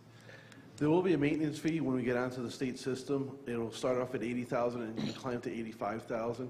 But what that gets you is access into the state system and Motorola's technical service techs. We're getting the maintenance plan. For pennies on the dollar, we're paying the state rate. So that is works out well. The state rates, I believe, the service techs respond within 2 hours, or on scene within operational within 4. These are all guidelines that they put in. We get access into that through that thing. We don't have it now. Yeah, I just wanted to make it clear to the citizens of Norwich that we understand that there's this increased But it's fee. also got to be understood, in that maintenance fee is any upgrades. Yeah. It's not a standalone system anymore. We're part of the state system. So as they upgrade, we upgrade with them, and that pricing is included in that $80,000 to $85,000. So we'll never have to upgrade it. You know, we won't be coming back 10 years from now saying we need a major system upgrade, because that is built in the maintenance money. Thank you very much. Yes, Alderman Delucia. Second time. Chief, would you just, because you presented this very eloquently at the Public Safety Committee meeting, you spoke of the upgrades, and they're included in that increased cost of operating the system. But if we were in a standalone system, aside from the increased cost of a standalone system, those upgrades would also be borne by the city each time they happen. Each time there's a major upgrade, we'd pay 100% of the bill, and would also have to pay for licensing fees. And In there's the all- order of?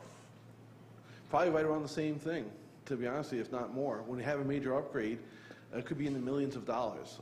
When they have major system upgrades, we'd probably be facing one probably within 5 to 10 years, and probably 2 to 3 million.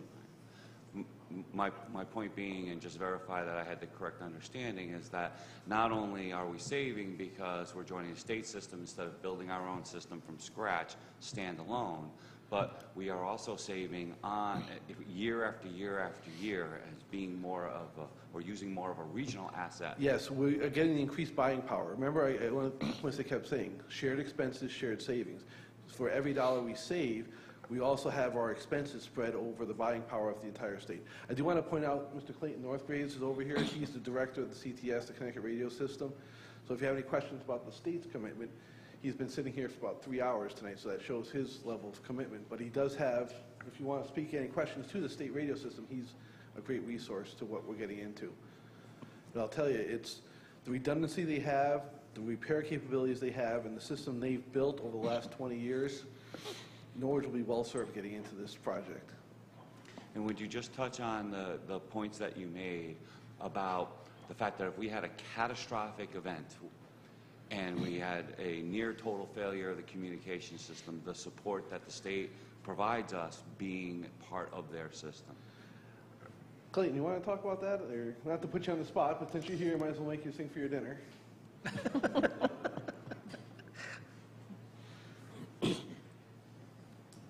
Thank you. It's a pleasure to be here tonight and be part of this. I heard some very emotional commentary, and just want to say that as a first responder many years ago, I do appreciate that. And as a representative of the state of Connecticut, we are here to help, and I say that with all sincerity. When you become part of the state system, you also enjoy a lot of the benefits that we already have established with the state system. We have a 24/7 network control center that monitors our equipment 24/7. So typically, if there are problems with the system, we'll know about it before you all do, and we'll take steps to mitigate it as well. The service technicians the chief was talking about are actually employees of Motorola. We have 3 of them on staff 24/7 to respond to emergencies. I also have 5 telecommunications engineers that are able to respond and assist for mass casualty events or any type of situations that where you guys need help with your enhancing your system. We can deploy cash equipment such as mobile consoles or extra portable radios if needed as well. And we also carry around portable repeaters too to help enhance coverage if needed. And then the last piece, as I remember, was if there was a catastrophic system failure in the city of Norwich, you actually have a radio system on a trailer that's here in a couple of hours, Yeah. or maybe less. Yeah, we could be here to help out in probably just a matter of hours. But as the chief indicated, you're part of the state system, so the fact or the chance of some type of catastrophic failure happening just to your system is infinitesimal. Because you're part of the state system, it's a statewide system. So if your site goes down, the state sites will still be operational. We maintain very rigorous standards for our sites, so you'll still have 98% mobile coverage and probably better portable coverage than you have right now based on what I've heard tonight. Right. Understood. But my thought was if we had a catastrophic weather event that was localized and we lost a tower, right, your department supports us and that system is back up and running. Yeah, I mean, we would take every step that we could to help mitigate the problem, definitely. So again, my broader point is that this is far more cost efficient, far better supported than anything that we could build on our own. And I don't know, for lack of a better term, may have to manage ourselves. Yeah, so we're your partners as soon as you join us, and we're there for you through thick and thin, and whatever issues may arise, we're there to help and assist in any way we can. Thank you. You're welcome. And to your questions, we did speak at the public safety meeting about, say, a tornado took out our main antenna site. The state does have the ability to get the modularized trailer down here and get us back on the air very rapidly, but you got to understand, as part of the state system, we won't be off the air. The days of being off the air are over. If we lose a site or two, we still have the overlapping state system.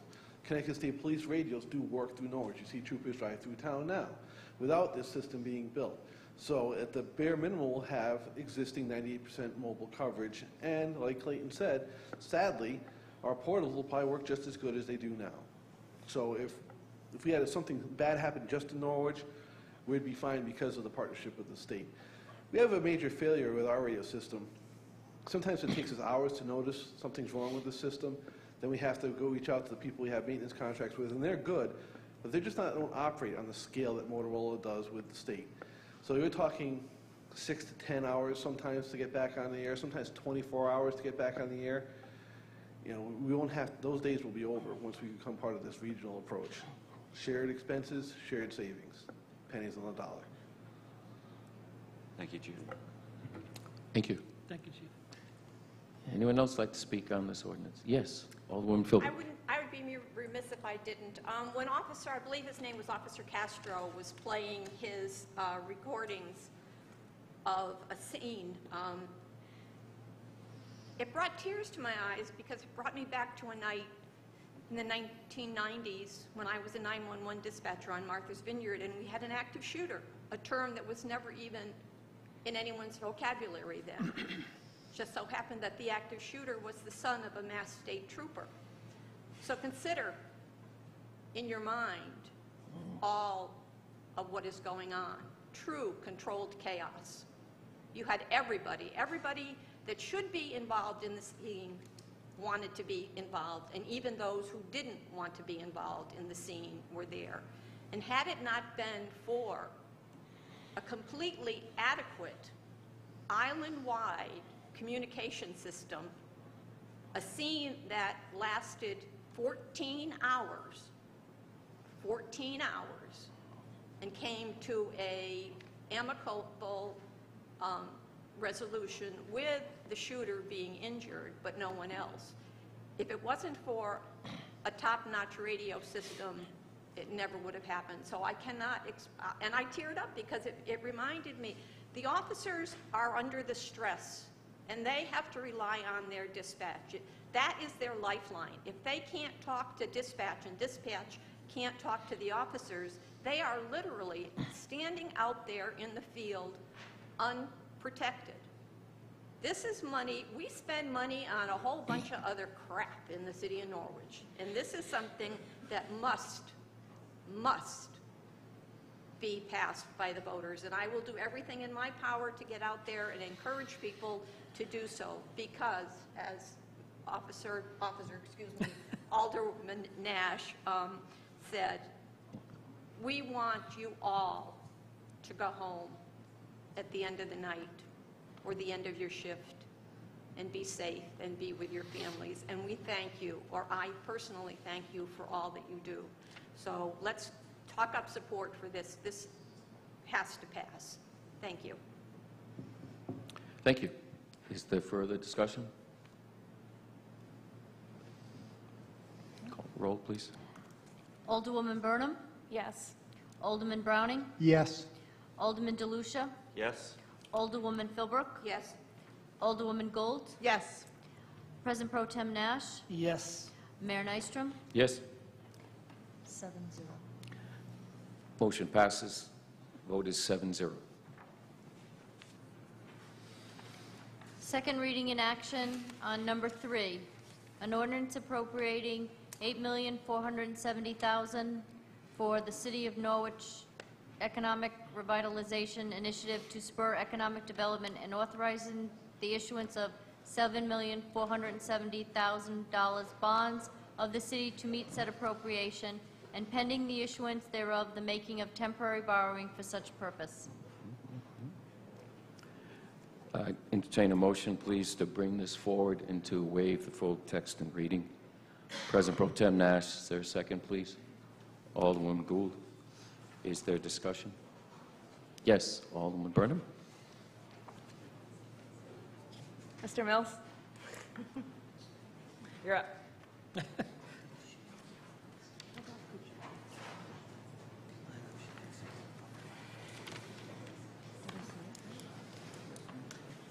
Hi. Hi, thank you for coming and for the work that you put into this.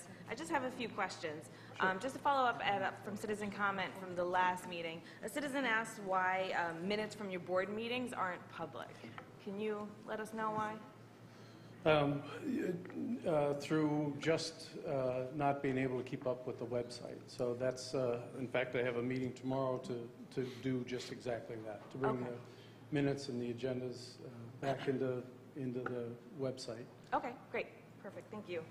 So you mentioned that you got really great feedback from the city councilors, and we sent a bunch of questions. I sent a list of 20 or so questions on August 5th, over 2 weeks ago, and they mostly went unanswered until today. I saw you sent an email, but it was just a few hours before city council, so I honestly didn't have time to read them and digest them. And I won't list them all here, but just so the public knows, they were in the following categories. There are questions of accounting, questions of evaluation, questions of recourse, reporting, including what are the planned key performance indicators, milestones, goals, and I asked for reports that were on the, I think you might have misunderstood that question from what I saw, reports on the previous bond and its progress that were given to previous city councils or the board. We have two board members here on the city council, and we haven't really heard of any progress in this body. And I also asked about how return on investment is calculated and how you project for the bond investment to be overtaken by grantless growth. And I didn't have a chance to read all of that, so we don't have to dive into that now, because I think there would be some follow-up questions. So that was one of my main outstanding things that I wanted to address. But I guess I would really like to focus on the $22 million impact, that economic impact that's been touted, and how that number was arrived at. I asked for the formula, the formula and how this was arrived at, and we received two different lists. And I think the one that you wanted to refer to was the rubric that you sent, the multicolored rubric, but you also sent a list of items, including the lease amount over time, purchase price of the building, sales commission paid out, blah, blah, blah, blah, blah, and then a separate list of items including city conveyance tax, the NCDC fee, NPU revenue, and private items. But I didn't get the formula. All right. Well, I apologize, but the formula is fluid in that the way it works, just with something, for example, as simple as NPU revenue, you know, if it's a small building, the revenue is one thing. If it has gas, it's something different. So the formula is completely fluid depending on, you know, what's in the property or what's involved in the transaction. If it's a lease, it's one set of formulas. If it's a purchase, it's a different approach. So I don't mean to be evasive, but I provide you with everything that I could think of that was... I understand. So that Yeah. $22 million is a fluid number then? Well, the 22 is, the constituent components of it are formulaic, if you will, depending on the particular circumstances of the project.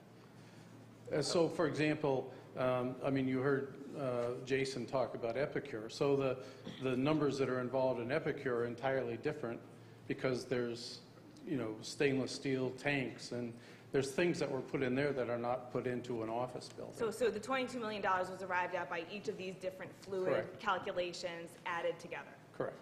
Okay. So, because it seems to me you know, I understand that it's difficult to calculate intrinsic value, but there are formulas out there to do it. So it just seems to me when considering all of these things, some are weighted more than others. Like the lease paid over time, yes, that's good that somebody paid their lease, but to me that would be weighted differently than, say, the tax that the grand list increase or jobs created or things like that. Well, we've never tried to track the value of a job. It's just too difficult. There's too many moving targets. I didn't want to be saddled with trying to see if Susie or Joe were still there at the same pay rate, so we just never even attempted that. As far as taxes, we do, in all of these things, we don't apply an escalation. So if there's an annual property tax value today, that's just carried forward for the duration of the project. There's no escalation. There's no trying to figure out what it will be in the future. It's just what it is today over that period of time. So you stated in the Bulletin article that there's no precise calculation available to measure success, but indications need to be analyzed further is that the tax base is growing in the downtown at a faster pace than areas of the city.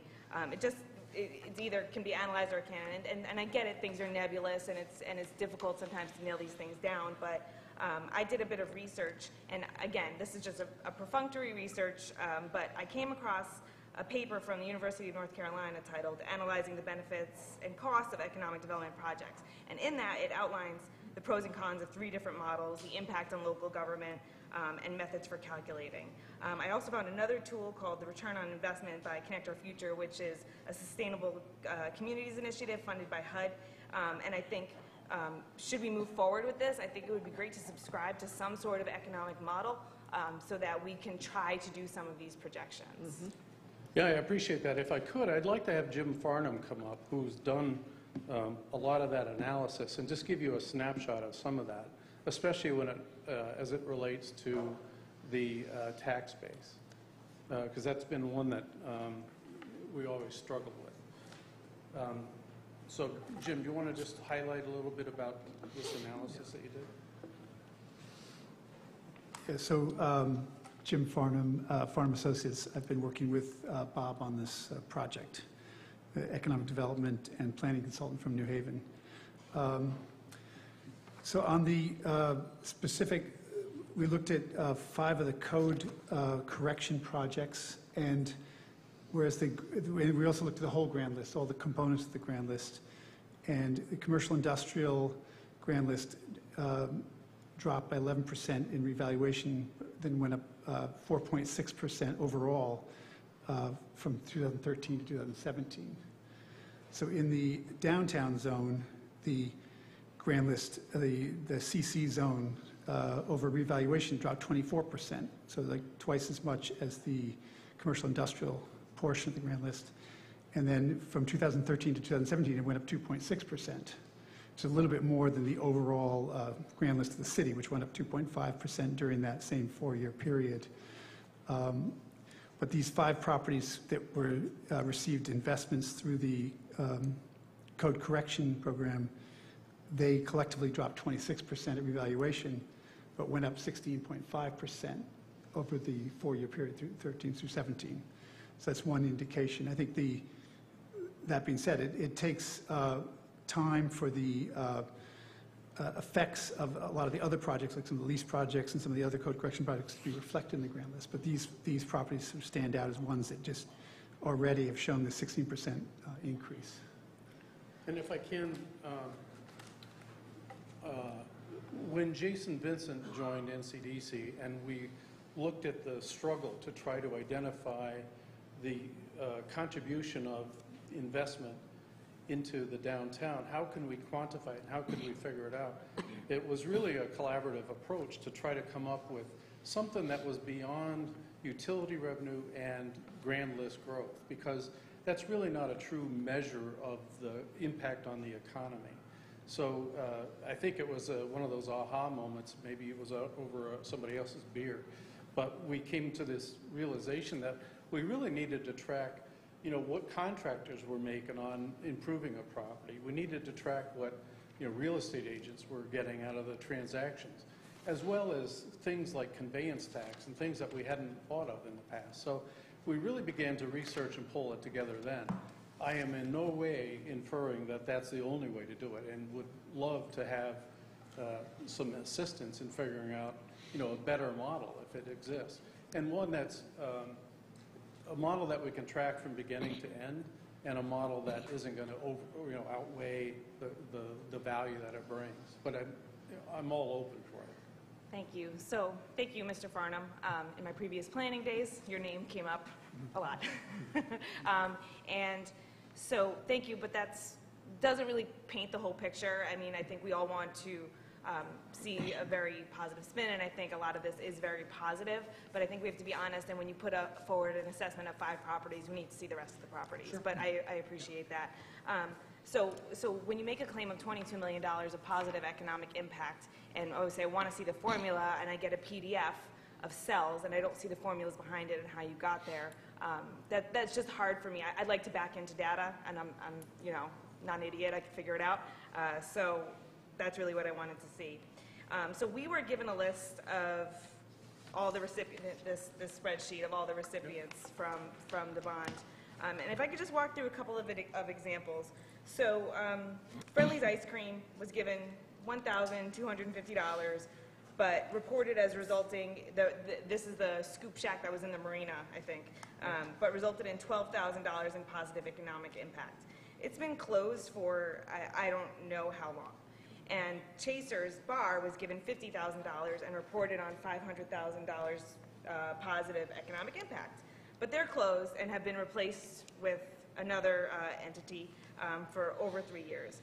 Almost every line on this, where someone was given money, there's positive economic impact. And I didn't collaborate with anybody here, but in my observation, like if we're honest in our evaluation, some negative impact must have been produced. It just seems that anybody who got money, it was a positive economic impact. So it was good. The city is out the investment in those. Some of these are closed or stalled projects, and I understand this happens. This is some of the risk that you have to take on when you're taking on this kind of investment. But you have to evaluate and report on both the positive and negative impacts. This is the only way we can learn and design best practice, and I think that this, to me, is a little bit misleading, especially if I don't have the formula and the data. Well, the values that you're looking at there under leverage are the values that were used at the time of evaluating the project. There has not been any, deliberate go back and say, well, this lasted for 2 years and it's done. That would be the next thing that we would be doing, to go back and, weigh in on all of these numbers. That's exactly what we'd be doing. So I understand, but past performance is the only, indicator of future performance, and you're asking us to vote on this based on the performance of this bond, and I don't have the total picture of the bond, and that's all I'm saying. And I'm saying negative is okay. That's how we learn and how we grow. But it doesn't paint the whole picture. So it's just, again, if I had gotten the data, if I gotten the answers to the questions, it would have been helpful. So one last question. When did the planning for this new bond start? I'd say it started when conceptualizing when Mayor Nystrom started talking about what he wanted to do in the next his next mayorship. Sure. And then I'd say it really got some wind under the wings at your March 3rd goal-setting effort when it was like, okay, well, this is, the council's buying into these concepts. Let's put something together for the council to chew on. Then that was presented less than a month ago to the council, for the council to chew on. I'm sorry? The presentation of this bond was presented to the council less than a month ago to chew on. Yeah, well, it took me some time to pull it together and get it ready for you. But, you know, and one of the things I wanted to talk to, I just checked with the bond council to make sure that I'm not doing this out of order. This is precisely the way the state statutes prescribe this to be done, that you bring something forward, you put it in the language of a bond, you talk it over with the council, you know, discuss it, and then you decide if it's worthy of future investment in time and votes by the public. And then the planning starts in earnest once there's something to do. Right now, you know, it's just going back to business as usual, if you will. What we need to do is have some opportunity to begin the planning. Just like I said a few minutes ago, I welcome the chance to work with you and the public to make the thing right for you in the future. I can't do that without you. So just so I understand, March 3rd, the goals were set, and then you've kind of just been not really thinking about it too much because you don't plan before it goes forward, but then the plan was, the idea for this was put forward to the council less than a month ago because you don't plan before you do anything. The idea is to put something that can be bond language prepared and ready for you, and then we go in earnest. This is very similar to what happened in 2010 and 11. It went forward to the bond, the voters supported it, and then we really went out in earnest and worked on it. Unfortunately, there's been a previous bond, and we have things to measure against or not measure against. Sure. So, and you know, and you're kind of at a disadvantage because the police. Even before I got elected, I knew about the police radios. The evidence is there. You can't put a price on lives. So your burden is a little bit different than theirs. And I think, you know, when you say, you know, the idea for this came about in March, it was, we thought about it a little bit, but then we just presented it to you a month ago. Then there were questions as much as we could get, and then they weren't totally answered in time. I just have some difficulty with that, and I'll yield my time. Well, just to quickly respond, a lot of the details in the conceptualization of the different elements of this version of the bonding came about through meetings with Deanna Rhodes, you know, with some of the other department heads as we're going through and learning about, you know, new staff that's on board and talents and so on. And so a lot of this stuff was brand new, you know, at the time this first came out. So, you know, again, I apologize that it's not all clear to you, but there's no hocus pocus, and it's all, you know, I hope to be able to resolve any open issues with you and, you know, take it forward. Thank you. Is there further discussion, question? Yes, Alderman Browning. I'm looking at the first page of the ordinance, section 1. It says, "The grants and stimulus effort shall hereby refer to as a program. The City Council may reallocate amounts among the above purposes, providing no less than 50% of the original allocation above shall remain available for the original purpose." So hypothetically, let's say you have a commercial rental subsidy of $2,960,000, which is the actual number, and you have a community branding and signage for about $120,000. Wouldn't that mean that you'd be able to, upon your discretion, transfer half of the $2,960,000 from that category into, say, for example, facade improvement grants or community branding and signage? Yeah, if you look at the second line of that same thing there, you'll see the first word is the council has the authority. So it wouldn't be us, it would be you. This was brought to there was a adjustment in the current bond program. Yeah. And a case was made, it was brought before the council, and the council makes the decision, not an administrator. Could I ask Corporation Counsel to clarify if that is indeed his understanding that any such reallocation would have to go through the council? Could you please speak into the That was past practice. So it's my understanding that would be how you would do it here. We have bond counsel here as well, if there's any questions. I'm asking you, not past practice, but legally, are they authorized to come back to the council before reallocation? Would you like the bond counsel to comment? He's here. I'm asking our Corporation Counsel first. He wrote the language, Sam. It's my understanding that's what's intended by the ordinance. We have someone who has drafted this, and he's available as Okay. well. Mike Andriana with Pullman and Connolly, the city's bond counsel. The way this ordinance is drafted, any reallocation of these dollar amounts would have to come back to this council for approval. Okay. Thank you, sir. Sam, you still have the floor. I will take a pass for now, and if I have an additional question, I'll come back. Certainly, you may. Yes, Alderman Delucia. So, Bob, you know that I'm sure, I guess I'm making a presumption, but the questions I was asking, I was looking for ways to say yes to this. However, I still have some outstanding issues because we've had a little bit of communication back and forth. You know that one of my issues was the fees that are attached to this, and we've heard a number of different percentages. So could you clarify for me, aside from costs for bond issuance, what was the final number that we came up with for the administration of the programs within this bond? So the current bond is at 20% admin fee, not including bond and that sort of thing and expenses.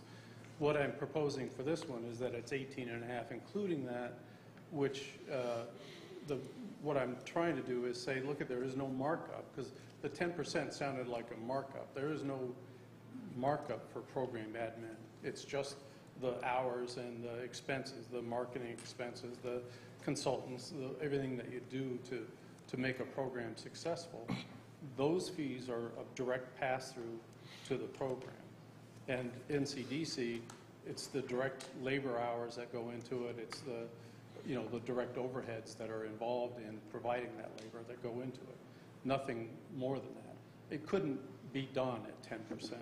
The city has a number of programs that it does through community block grants, and nothing is below 20%. And 30% is a compounding, the 20% and the 30%. So I got that right from Kathy Crees directly. And that was a number that I knew in the past, too. It's just not possible to pull a program together like this for less than what I'm proposing. And the other issue that I asked a number of questions on was really the lessons that we learned and how that was going to shape program management and policy moving forward. And in as Alderwoman Burnham stated, we did get an email from you today. I quickly scanned it, but in the last email, I believe from last week, the batting order of the way that this process would work leaves all of that program development not just past this council's vote tonight, but past the referendum vote. I mean, that sounds, forgive me, I don't mean to be glib about this, but it sounds like we're building an $8.5 million plane while we're trying to fly it. This is a lot of the taxpayers' money that we're asking. Well, yeah, first of all, you're authorizing the ability to spend it. Nothing is being spent until we get into the programming, program development stuff. So this is, again, consistent with state statute. This is consistent with the last time we did this. This is how these things are done. in chapter, 134 of 132 of the state statutes. This is the way it's done.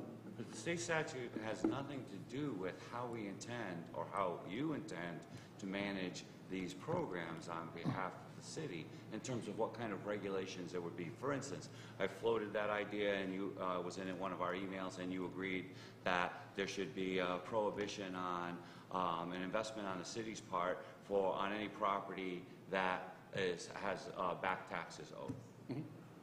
So just as an example off the top of my head. Right, to me, that's a program regulation. That's the benefit of a lesson that we've learned, because we've got a property right now that's in the current bond, that participated in the current bond, and right now is $100,000 in arrears and taxes. That essentially wipes out, gosh, what, $1.9 million in grand list?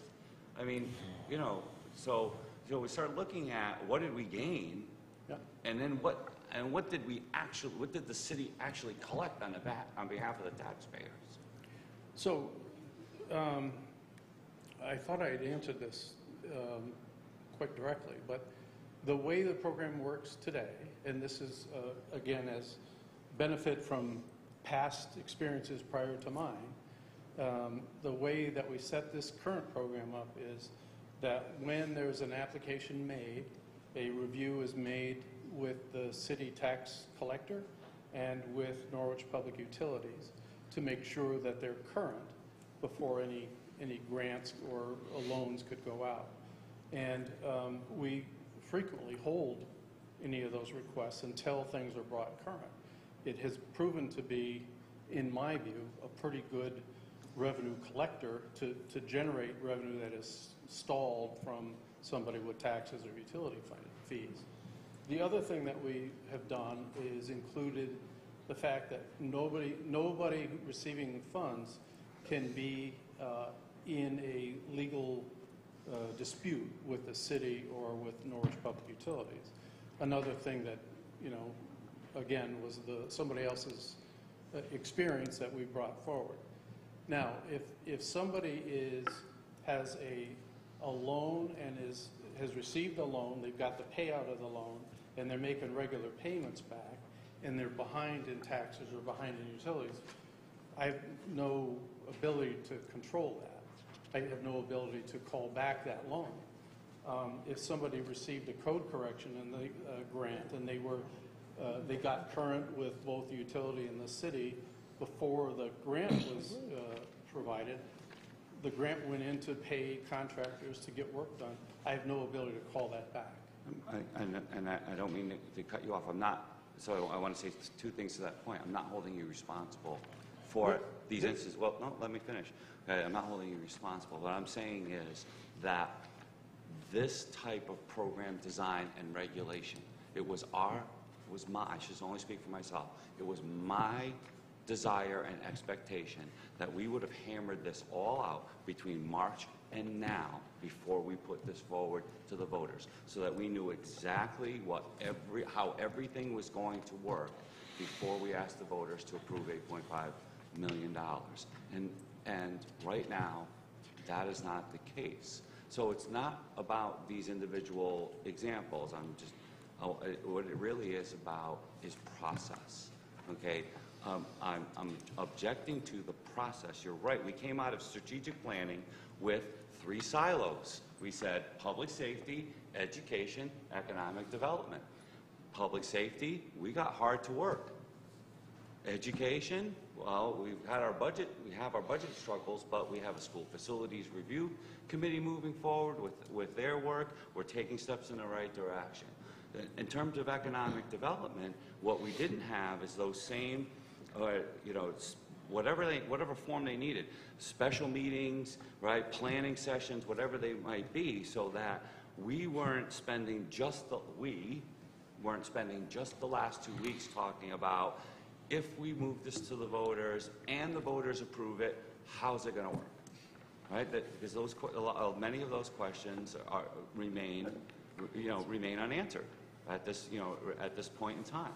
So that's why you're hearing in my voice the sense of concern, but it's a concern over over the process. And, you know, hindsight's 2020, we can't turn back the clock. However, we had the opportunity, right? And we chose 3 silos, as I said. 2 of them moved forward as we discussed in strategic planning. This one did not, and that troubles me. Lastly, the only thing that I want to say, and I don't expect you to respond to this because I don't mean this as an attack, but you know, we've heard tonight a number of comments about, well, these issues belong in the hands of the voters. And true, for projects for this magnitude need to be approved by the voters. But the voters elect us to go through these issues line by line and be completely satisfied with the program, with the money, with the management, before we say yes and essentially endorse it and send it into out to the public for their review and their vote. So the fact that we did not have a process where we brainstormed this and we designed it so that it was a finished project, finished product, troubles me. And one last thing, I'm sorry, there's always one more thing, but we heard comment tonight, and I agree that this council has the ability to move projects forward. If something comes to us that needs our attention right away and needs some money where we put some skin in the game on behalf of the city, we have that ability. I just don't know that $8.5 million with this in its current form deserves to go to the voters. Thank you.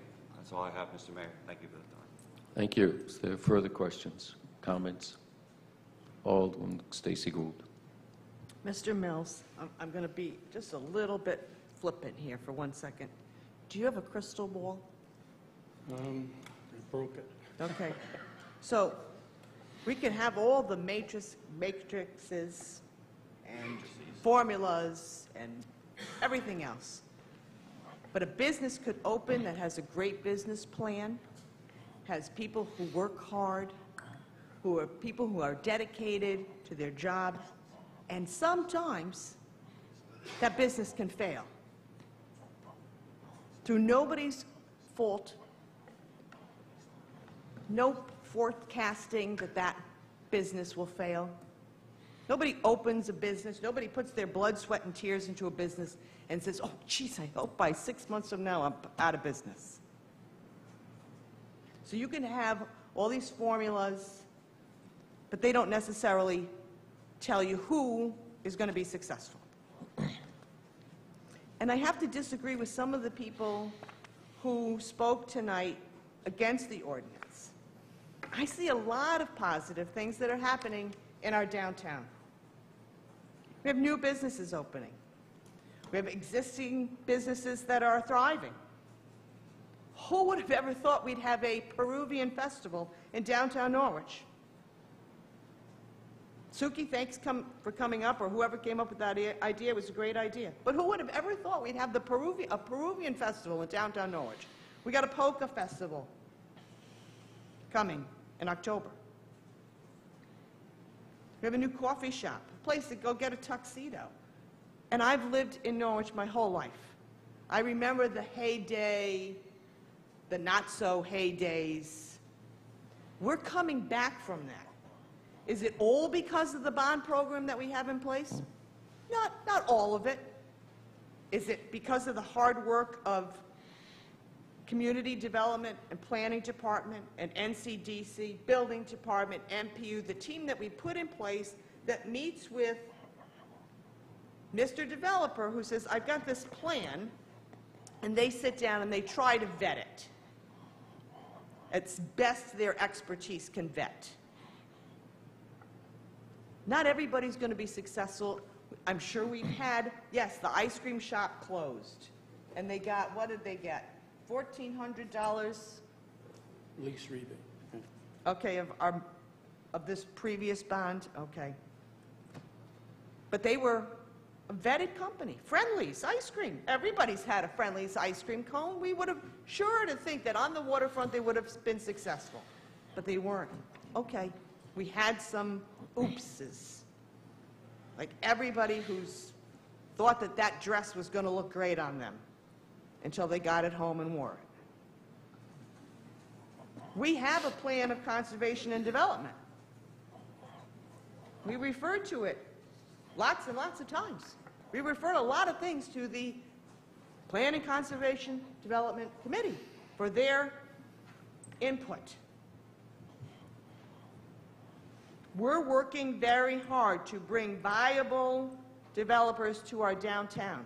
But let's not forget, we have a lot of challenges. Older buildings with owners who don't see into the future. All they know is they're not getting a lot of rent right now, and they're not putting money into their building. But we got a guy who loves that building, and wants to be in that building.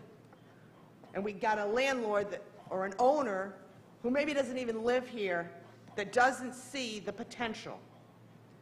How else do we lift our city without having a public-private partnership of some sort, have city money available to make code corrections to this building? It's not like we're handing them the cash and saying, oh, go, and let us know how you make out in 6 months. We have a team that's following them. You don't get the money until you make the code correction. You don't get the lease rate rebate until you've leased the space. How do you think these guys has been successful? Because we pushed them down and said, oh, Becca, sorry, we'd love to help you, but we can't. Why don't you try another town? No, we said, please, come to Norwich. We're on the cusp. The Mohegan Sun is on the verge. Who would have ever thought that Uncasville, Connecticut would be anybody's destination for anything? And I have a business in Uncasville. And I never thought, I said, Uncasville? Oh, Dad, really? Uncasville? Where is Uncasville exactly? Now everybody wants to know, how close am I to the Mohegan Sun? Because they go there all the time. We're close to Foxwoods. Who would have ever thought? Ledyard, Connecticut. Destination. We are on the cusp. We have to do something to continue to lift our city, to grow our tax base. Because if we don't, people are going to continue to move out. We want people to come here and see all of the beautiful assets that we have. Mohegan Park. Everybody talk, oh, Mohegan Park, absolutely beautiful. Slater Museum, Leffingwell, historic assets. Dale can give you the whole list. And while no disrespect to anybody who's sitting up here, being in business is not owning a business, starting a business, being in business. You have to work at it every day. But sometimes people do fail. Just doesn't work out for whatever reason. But most of the time, 90% of the time, we win. So, while you may have some questions, you don't like this, yeah, there's some, Bob can tell you. At 7:15, I was like, Bob, how did you come up with this number? How did you come up with that number? So I still have some questions about this. But I also read in here, and maybe the bond counsel can set me straight, because I didn't graduate from Yale. But it says here that the city council has all the wherewithal. The city council oversees this project. The city council helps decide the scope, the direction. This is not done in a vacuum. We don't say, hey, Bob, here's $4 million for code correction, but if you want to do something else with it, we don't go. Run with the ball. I'm going to quote from the Norwich Bulletin. While aldermen have expressed reservations, we encourage them to approve the proposed ordinance. Let the voters decide if this is a real opportunity to embrace the city's future. But let me tell you, if we're not willing to embrace the city's future, how can we expect you to be willing to embrace the city's future? Thank you. Thank you. Is there further comment? Yes, Pro Tem Nash. One of the things I wanted to talk about with the bond was that the first one we had, I was sitting here on the council at the time, and I always said to everybody when I ran for office and continue to serve the city, I always said I'm not that interested in what I can do for 2 years. What I'm interested in is what can I set the city up for 10 years or 15 years. Someday, like those individuals that voted on purchasing NPU, we sit here today and say how smart those individuals were back then and how they set us up for success. And though we've had some tough times, and I don't know if it's our own fault or the economy's fault or whoever's fault, because, you know, being human, we like to blame people for everything. And so I don't know where we went. I know when I first moved to Norwich in 1984, everyone told me, oh, you should have been here in the heyday. The city's really sinking. And I'm walking through the city and watching businesses close and close and close, and some businesses closed and boarded up the entire time I walked the streets of Norwich as a police officer. And now, you know, we talk about dreaming, but I'm sorry, the first bond had no matrices. We had nothing. No one ever done this before, really. I mean, Norwich was brand new with this $3.3 million, and we were like, what do we, you know, are the people going to support this? And since that time, in 2010, it's now 2018, moving into 2019, and we've recaptured 124,000 square feet of space that was empty, and it may still be empty now, but we've recovered it, and hopefully more businesses will see this. We have 23 either new businesses or expanded businesses, and I don't know if the matrix that anyone's looking for can quantify that, but to say nothing's happening in downtown Norwich, to say this is just a pipe dream is, I think, disingenuous, because anyone who can walk through downtown Norwich can see there's stuff happening. I never thought downtown was dead. I think it fell asleep, and we let it sleep. And now we're poking it and trying to wake it back up again. What I love to see is we watch EB expanding. They're claiming they have so much work that they'll be way hiring into 2034.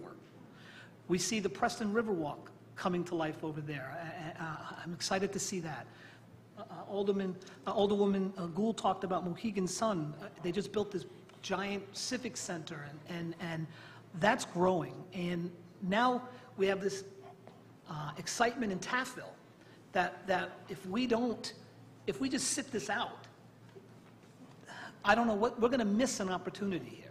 So I'm concerned that the $8 million is a lot of money. We're asking people to add another $2 and something cents onto their monthly bills, and I've sat here many times and said $1 is too much. I mean, I'm struggling still, and $1 is too much.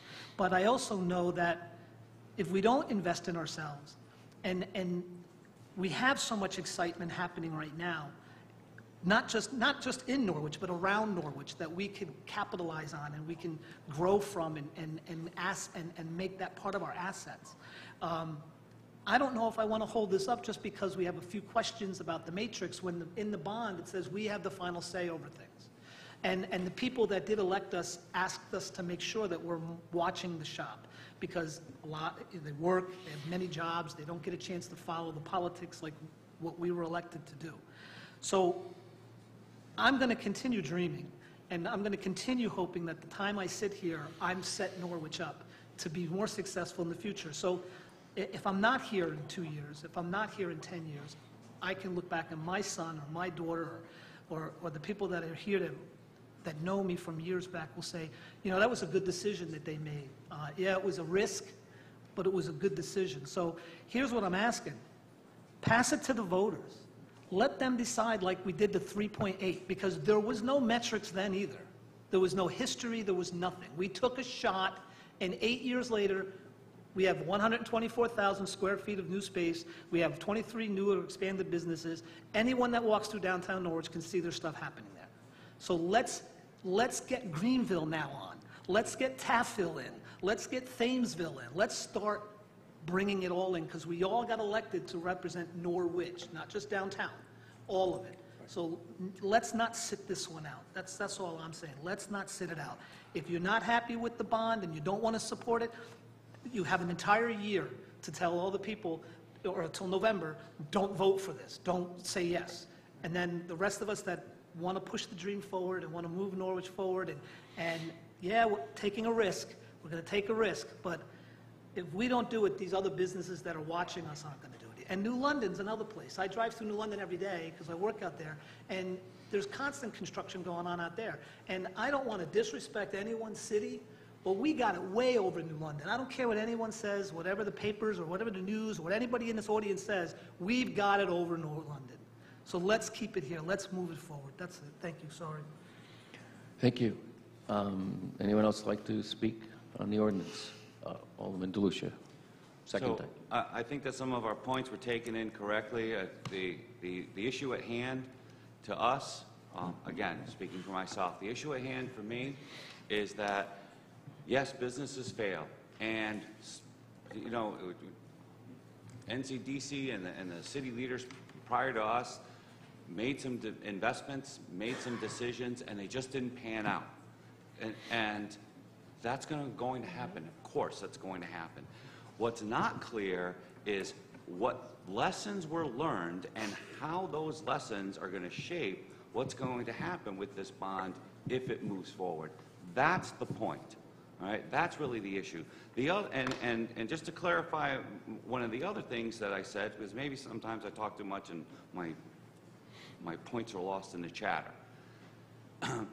The other thing is that we don't, again, speaking for myself, I don't feel like we were engaged soon enough to have an impact on this ordinance, on this idea and this concept, so that it would be further down the road than it is right now, and that it wouldn't be a debate at 10 o'clock at night over whether we should send this to the voters or not. We would already be to the point where we're mostly satisfied and can say to the voters, we're comfortable enough to put this in your hands and have you decide yes or no, does the city borrow the money? Having said that, Mr. Mayor, I would like to ask for 10 minutes so that I may caucus with my delegation before we vote. That's certainly permitted, but would you prefer that people who have not spoken yet speak first and then take that recess? As you wish. Thank you. Thank you. Is there someone else who'd like to speak on the bond? Yes, Alderwoman Joan Filbert. When the original bond was floated in 2010, a group of us, a very small group of us, pounded the pavement. We spent a lot of our own money on flyers, encouraging people for the bond. After it was voted and a couple of years had passed, I publicly said I wish that I hadn't supported it for a variety of reasons. I find myself in the same situation now. I don't understand the rush. Like Alderman DeLucia and Alderwoman Burnham, how come we weren't included in the conversation? Why now? Why does this have to be now? Why is it $8.5 million and it has to be decided now? This is not a clean document. There's too many things to be determined after the fact. You don't go to a bank and say, I want to borrow $8.5 million, and I'll get back to you later about what I'm going to use the money for. And I'll bring up something else. I was horrified to learn, and if I'm speaking out of, I won't name names, but I will give you an example of a well-known business in the city who has been an active participant in the downtown revitalization bond, who gets a lease rebate. They own the building. They have created for lack of what I will call, because I'm not an expert, a dummy corporation, so that they get the lease rebate and then they pay themselves through the lease rebate program. To me, that stinks. It absolutely stinks. And it puts a black mark on the downtown revitalization. If that's how my money's going to be spent, I will not support this bond. I think several people spoke earlier this evening. Why not wait another year? If we do not vote to put this forward tonight, we have a year to get our ducks in a row. I do not understand the rush to judgment. When you do something in haste, inevitably you wind up paying for it literally and figuratively later. So I'm very disappointed that there was not communication after the goal-setting seminars that we all attended and talked about our goals and aspirations, and nothing was said between then and the last meeting when this was dropped in our lap. I don't know where you came up with the sum of $8.5 million when the original bond 8 years ago was for 3.2. And because I'm negative Nelly, I personally don't think that 23 new businesses, and I assume those are 23 businesses that are viable at the present time in an 8-year period, is the best track record. You know, 23 in 8 years. Were you here during those 8 years? I mean, I've been it here was- since 2004. it was I have tough. seen. It was tough. The banks weren't even loaning money. You know, it was tough. So if the bank, and being a former banker, I always say to myself, if the bank doesn't want to take the risk, why do I want to ask the taxpayer to take a risk? But having said all that, I still haven't made up my mind how I'm personally, I do not support this, but the voters elected us to give them a voice. Do I feel confident giving the voters the ability to vote on this bond? I would say yes, only, but with the caveat that there certainly needs to be a lot more public education. People need to know, because there's too many unanswered questions in the body. This is like putting the cart before the horse.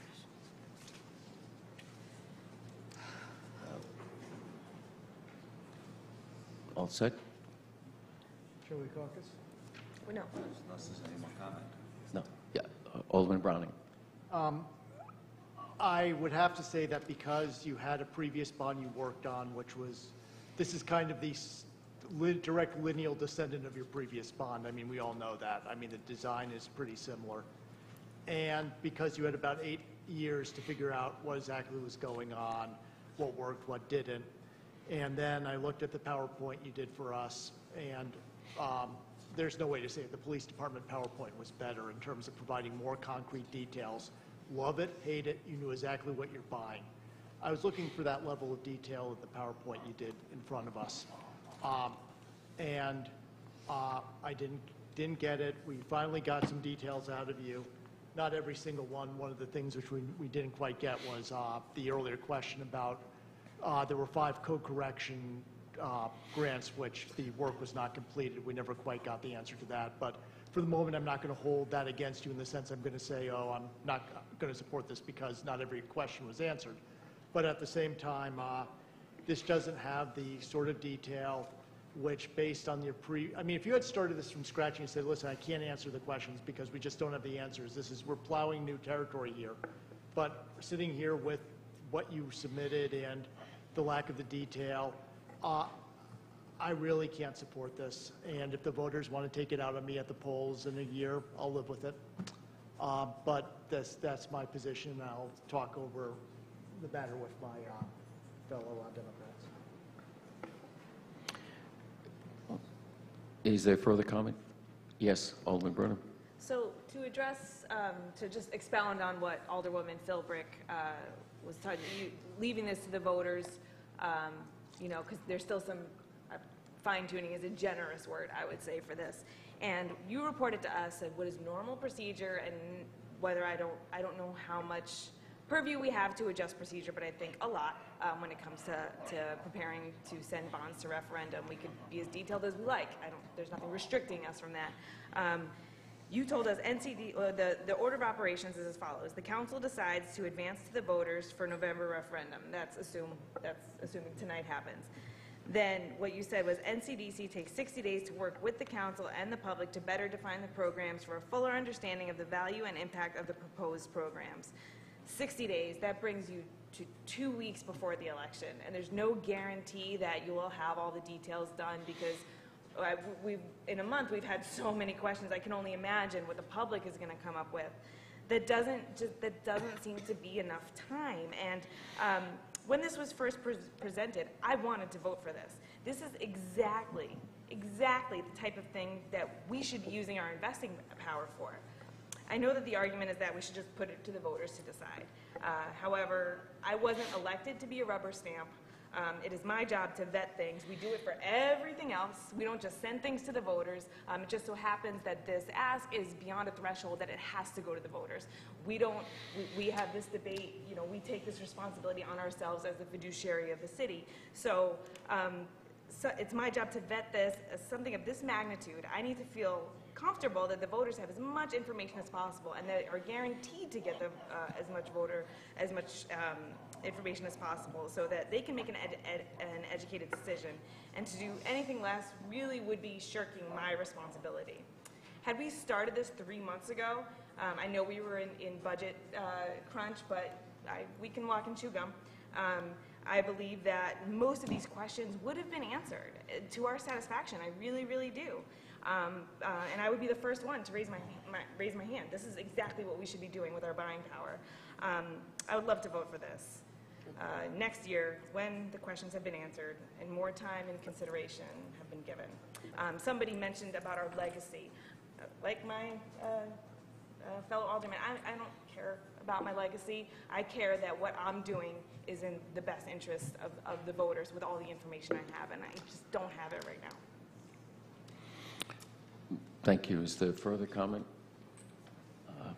I'll weigh in briefly. The history of the bond program in Norwich actually started then, 2010, and it actually came about as we looked at the impediments to why people were not investing in our city. The largest one was, in fact, code compliance, fire code, life safety, and so we included that. We looked at the lack of a real strong market, the vibrancy of it, what people were able to charge on a per square foot basis downtown. That couldn't sustain a business. We also looked at the lack of available resources. Banks were not lending. That's why those 3 tenets of that program came forward. Someone said, well, what have you learned? We've learned a couple things. One, the market is stronger. Banks are lending. And so there is no loan component in this program. If you consider the fact that the voters approved $3.38 million to invest in 1/10 of 1 square mile, because that's all downtown represents, of the 29 square miles in the city of Norwich, that's it. If you did it on a proportion basis, you'd have a heck of a lot larger bond. But we didn't do that. We still tried to practice some fiscal responsibility. We know downtown, I'm not going to say is thriving, but it's certainly alive. The collaboration between business to business, regardless of what they're offering to the public, is at an enormous level of pride. Why would you not want to take an opportunity to ask the voters to extend that to other areas of our city? We didn't do the things you're screaming for tonight in the first bond. That followed the vote. That's how it was done. This bond clearly demonstrates that this council will have the opportunity to be engaged if it goes to ballot. And I don't care if it says 60 days. The work doesn't stop if it goes to referendum and it passes. It continues on, and you make it better. And so the opportunity is there for us as the 7 elected to do just that. Someone said, what's the rush? Well, in case you haven't looked out, there's a lot of investment happening around the city of Norwich at a much higher level than in Norwich. But at the same time, those investments, whether it's proposed Preston Riverwalk or the new Expo Center, an $80 million venture that Mohegan Sun has now opened, and they're drawing thousands and thousands of new people to this region. They're not coming there to gamble. They're coming there for the expos that are in that hall. Do you want to be part of that or not? The window of opportunity in economics is real. You can delay this a year. It's an excuse to say no. You're not saying no to me. You're saying no to Greenville, Thamesville, East Side, downtown, because downtown program's going to end. Laurel Hill. You know what's interesting about those areas? They're included in our plan of conservation and development in the nodes that are focused on a 10-year plan for economic development. Those areas, those 5 I've named, it's also a way of addressing the disparity we have with our tax districts. All of those nodes encompass a portion, a large portion of the fire tax district that pays our needed services for our paid fire department. If we can instill greater investment in those areas, we can also relieve that burden of that portion of our city. All of us running for office were asked, what would you do with the fire tax? How would you do it? Some people want to spread it citywide. Then you'll see a business exodus. I guarantee it. Here's a positive way to ask the people of Norwich who elected us. Give them some controls.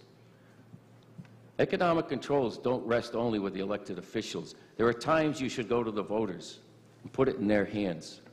We've done that. There's times they've said no clearly. The police station hit me over the head with it. That was a resounding defeat. That's not coming back. Nobody's proposing that. I listened personally. I won't propose a new police station site. They said no. So we're trying to do other things to instill investment in Norwich, to relieve the taxes, the burden of taxes that we impose. If you listen to some of the speakers tonight, you think it was all bad news around Norwich. It's not. We're right in the area of all that extra development, less than a mile upriver. You want that experience to filter towards us? We have to prepare ourselves. We talked about that in the campaign. We talked about that in our workshops. There was no one of the 7 sitting here tonight that said, no, I'm not going to do that. We talked about expanding the downtown bond program throughout the city. Not one of you said, I don't support that then. Not one of you. You may not like how it got here tonight, but you still have a role to play. It's not just tonight. If you let the voters vote on the matter, you will form some of the program parameters you're calling for tonight. The bond calls for that. The very thing you're asking for, it's in the language. It directs us.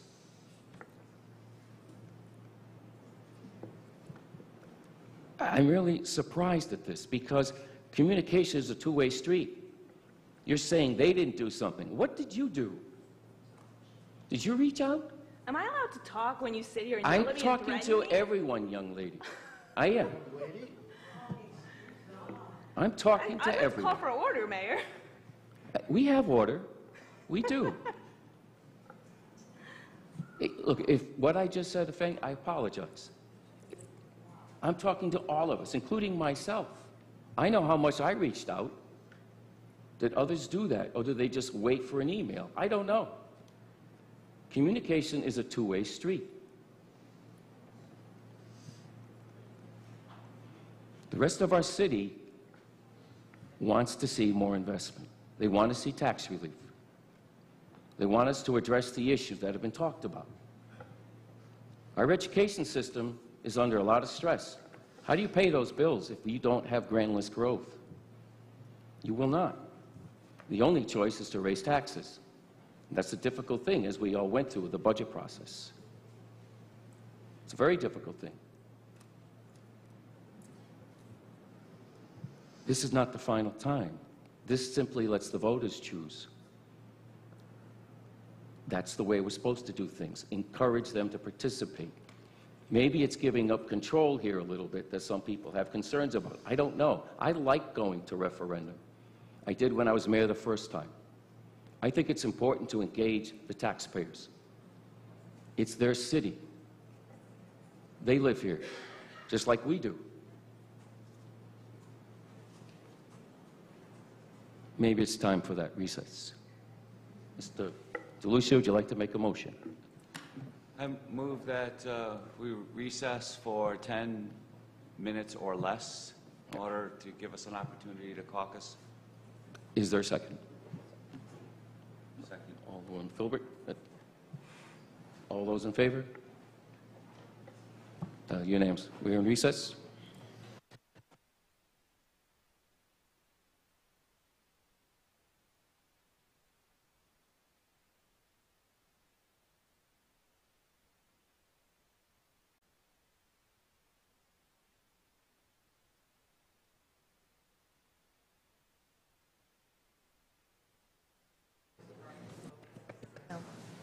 Wow, that works fast.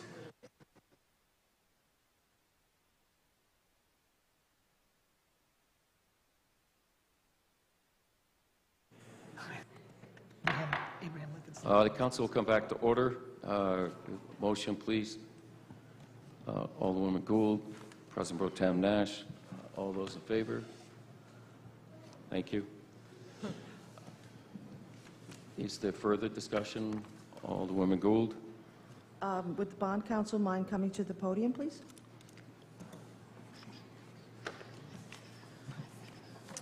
I think I have two questions.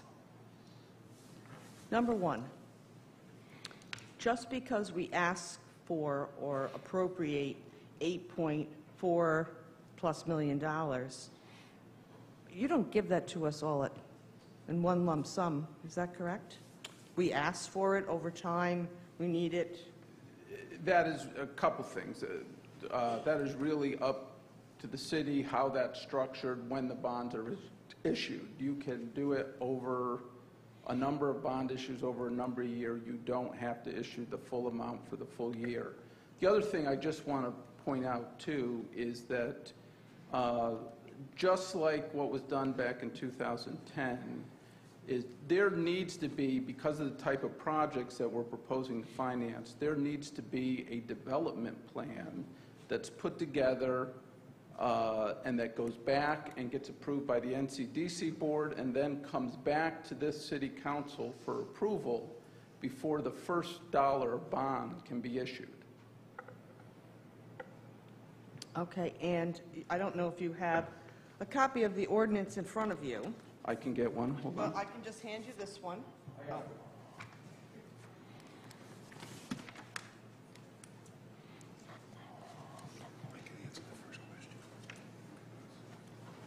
Under section 1, I think it's on, maybe on your second page, I don't know if you're... Yep.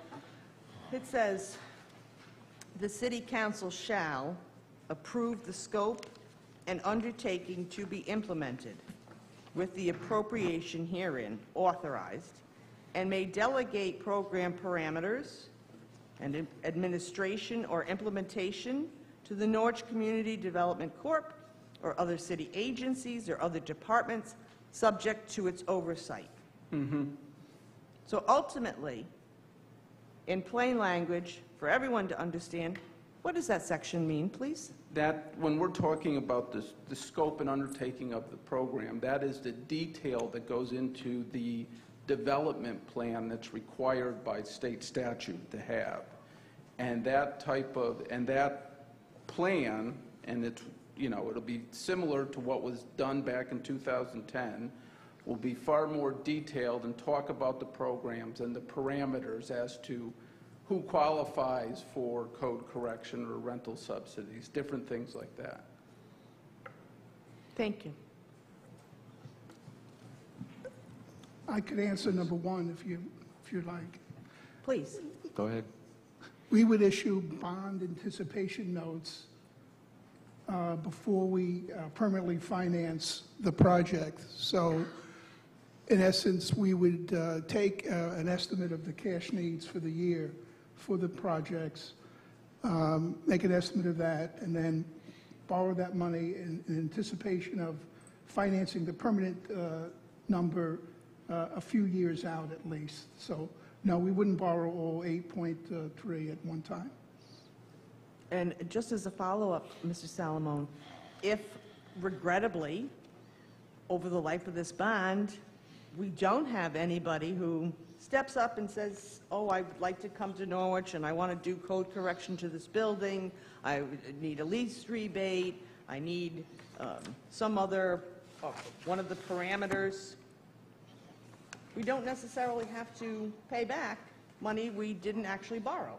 Yeah, and that's why we take it in increments, so we don't know what the market's going to be for this. So we certainly don't want to overborrow until we have.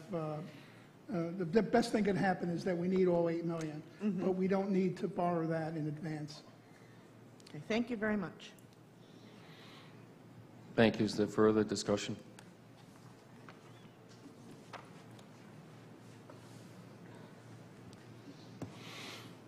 Call the roll, please. Alderwoman Burnham? No. Alderman Browning? No. Alderman DeLucia? No. Alderwoman Philbrook? Yes. Alderwoman Gould? Yes. President Pro Tem Nash? Yes. Mayor Nystrom? Yes. So it's 4 to 3. Vote is 4-3. However, it does not meet the required 2/3, which would have been 5 votes. It will not be placed on the ballot.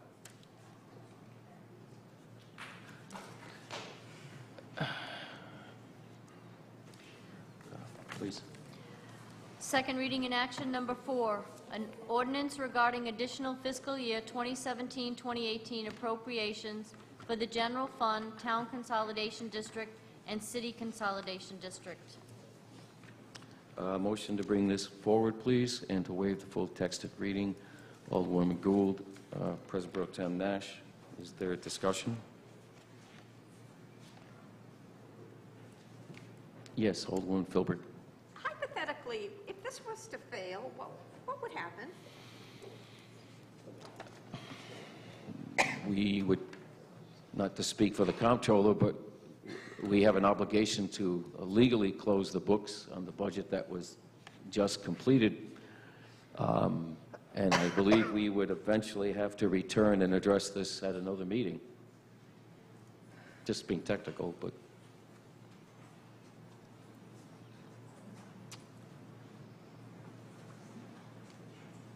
Yes.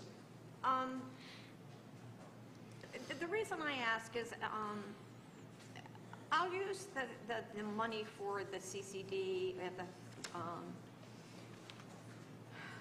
for the replacement costs. Mike was absolutely correct. I sat here when we cut those line items, and I sat in caucus when we talked about it's going to.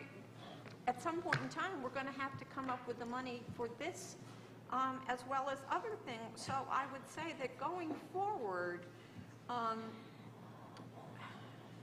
perhaps we should all learn from past practices.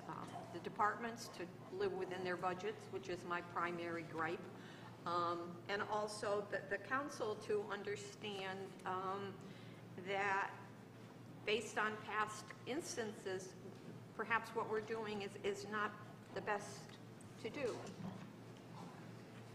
If we're always in the same thing, it's like doing, it's kicking the can down the road. Eventually, the can is going to stop rolling, and we're going to have to pick it up. And here we are picking it up to the tune of how much?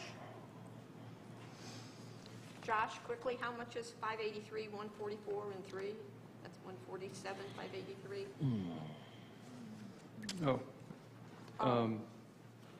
So 147 plus 517, no, 583.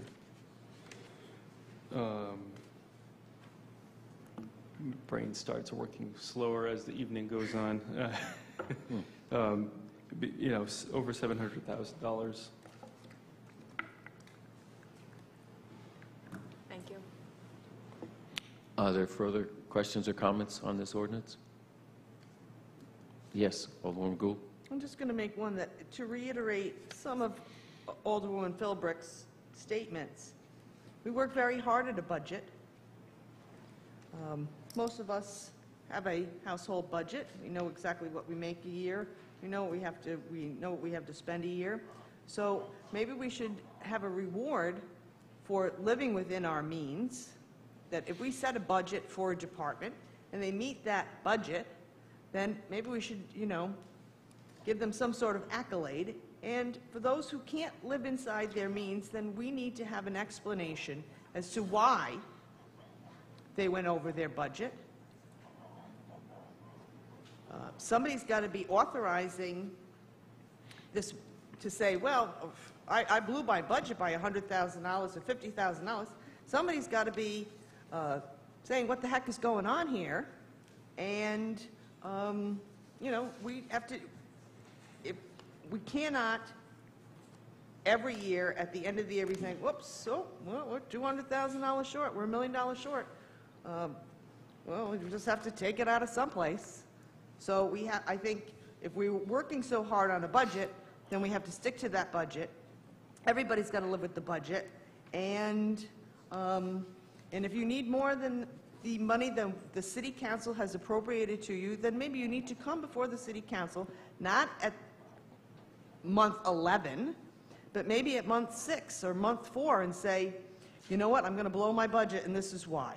I understand that we have events that happen, there are catastrophic events that happen that requires overtime by some of our departments, but I think we need to know about it before the 11th and a half hour. Thank you. Alderman DeLucia. I apologize in advance. I don't mean this to be as pointed as it's going to come out, but that would be a great task for the Budget and Finance Subcommittee of this council to take up. Thank you. Thank you. Is there further discussion? Seeing none, the roll, please. Alderwoman Burnham? Yes. Alderman Browning? Yes. Alderman DeLucia? Yes. Alderwoman Philbrick? No. Alderwoman Gould? Yes. President Pro Tem Nash? Yes. Mayor Nystrom? Yes. So it's 6-1. Motion passes 6-1. Petitions and communication. Number 1, communication from Norwich Parking Commission regarding the use of the lot at 8284 Franklin Street. I entertain a motion to accept, please. Alderman Philbrick and Alderman Browning. Is there discussion? Yes. I just have a question for those on the Parking Commission. Does this, it says, any further requests will have to come before the commission and comply with the requirements. They're talking about something. This approval is a one-time use only. Is there a moratorium on requests for events until whatever policy this is put forward and approved by the council? I just want clarity. So if something comes before us, is the Parking Commission creating a moratorium on requests for events? I'm not a member. Yes, Alderman Browning. I believe we're going to be just taking this up at our next meeting.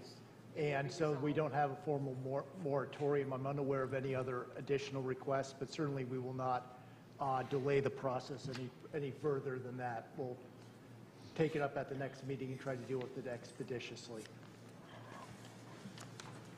Would that be accurate, Joanne? I'd be in agreement, Mr. Nash. Yes, ma'am. Thank you. Is there a further question or comment? If not, all those in favor of the resolution? It's unanimous. Wait, did you raise your hand? Accepting it, yeah. 7-0. Mr. Mayor? Yes. This was that vote was just to accept this communication, because we do have a resolution regarding its content later on in the agenda. That's correct. Yeah, that's correct. Okay. It's a resolution. I don't know if you heard you. I don't No, you're correct. It's accepting the communication. We'll be voting later. Yes. Thank you. You're welcome.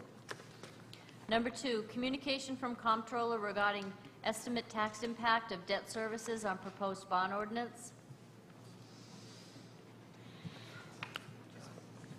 Motion made by Alderman Gould.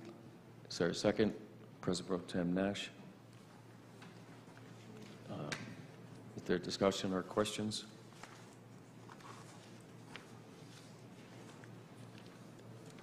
All those in favor? Unanimous. 7-0. Number 3, communication from the Comptroller with an explanation of budgetary control process. Motion, please. Alderwoman Gould, second Pro Tem Nash. Is there discussion? Seeing none, all those in favor? Unanimous, 7-0. Number 4, communication from Comptroller regarding the 2017-18 budget transfer, additional appropriations. Motion, please. Pro Tem Nash, is there a second? Alderwoman Gould. Is there discussion? Seeing none, all those in favor? Passes 7-0. Number 5, communication from the Public Safety Committee regarding the $2,700,000 bonds for replacement of public safety radio system. Motion, please. Nash and Gould. Is there discussion? Seeing none, all those in favor? Unanimous, 7-0. City Manager's report. Make a motion that we waive the reading of the manager's report. I'll second. Second by Nash. Is there discussion? Seeing none, all those in favor? Motion is 7-0. Old business resolutions relative to authorizing These Guys Brewing Company, LLC, to use a portion of the parking lot located at 8284 Franklin Street for an outside event, October 7th, 2018. Motion, please. Alderman Burnham, second Alderwoman Gould. Is there discussion? Yes, Alderman DeLucia. Of course, I'm going to vote in favor of this. That's not my issue. My issue actually goes back to the communication that came from the Norwich Public Parking Commission about this event, and that's the subject of this resolution. I object to the statement that it clearly exceeds the Commission's authority in this specific communication, and I'm specifically referring to this statement where it says, the Parking Commission will be enacting a policy and a nominal fee schedule for any future use by a private entity. I remind the members of that council that everything that they undertake is subject to the approval of the council by charter. And I would also caution you that if we talk about wanting to have events in the downtown, well, actually anywhere in the city, and we want to use city assets, we should not be placing more hurdles in the way of that. So I would ask you to take that into consideration in your deliberations as you work up your proposal that will ultimately, I would imagine, come before this council before anything is enacted. Thank you. Thank you. Is there further discussion? Seeing none, all those in favor of the resolution? Unanimous, 7-0. Citizen comment on resolutions. Oops, sorry. Is he?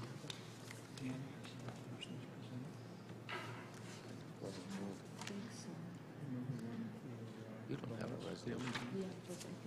No, Deanna. No. No, we can proceed.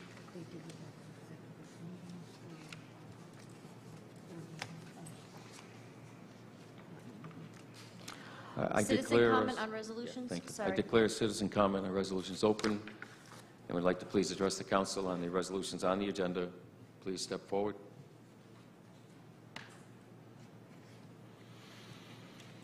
Anyone under citizen comment?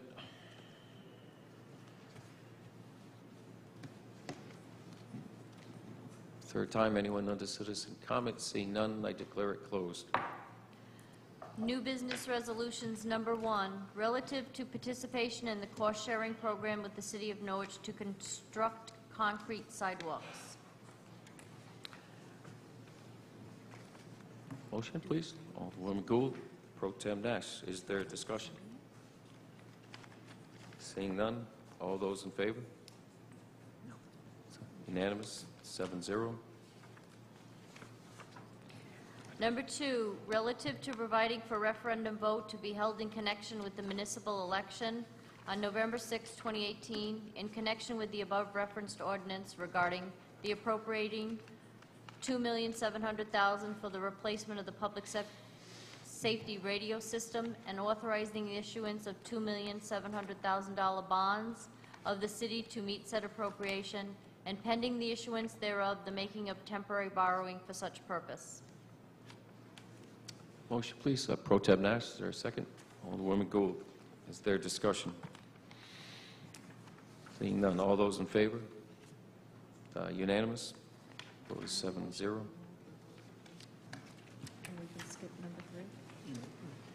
No, Who read it? The mayor. It should be, but she needs to announce it. Just Okay. Resolution 3 will be withdrawn.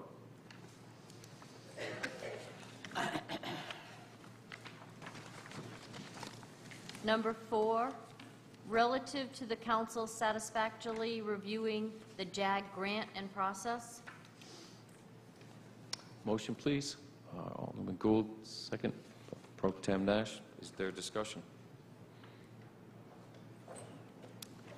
Seeing none, all those in favor? Unanimous. 7-0. Number 5, relative to holding the Norwich Noontime Rotary Celebrate Diversity event at Howard T. Brown Park, Monday, September 17, 2018.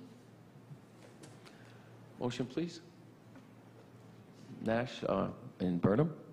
Is there discussion? Seeing none, all those in favor? 7-0. Number 6, relative to granting permission to use Franklin Street to host a community festival. Pro Tem Nash, is there a second? Alderwoman Gould. Is there discussion? Is this not going to be amended? It is. Would you like to make the amendment? I'm sorry? Would you like to make the motion? Yes, I'd like to move to amend this resolution to include September 23rd for a Welcoming America Celebration and Soccer Tournament. It's my understanding that it is the same area of Franklin Yes. Street, right? And then again on October, the handwriting's a little tough, is that? 21st. First, thank you. October 21st for the Polish Festival 2018. There a second? Pro Tem Nash. Is there discussion on the amendment?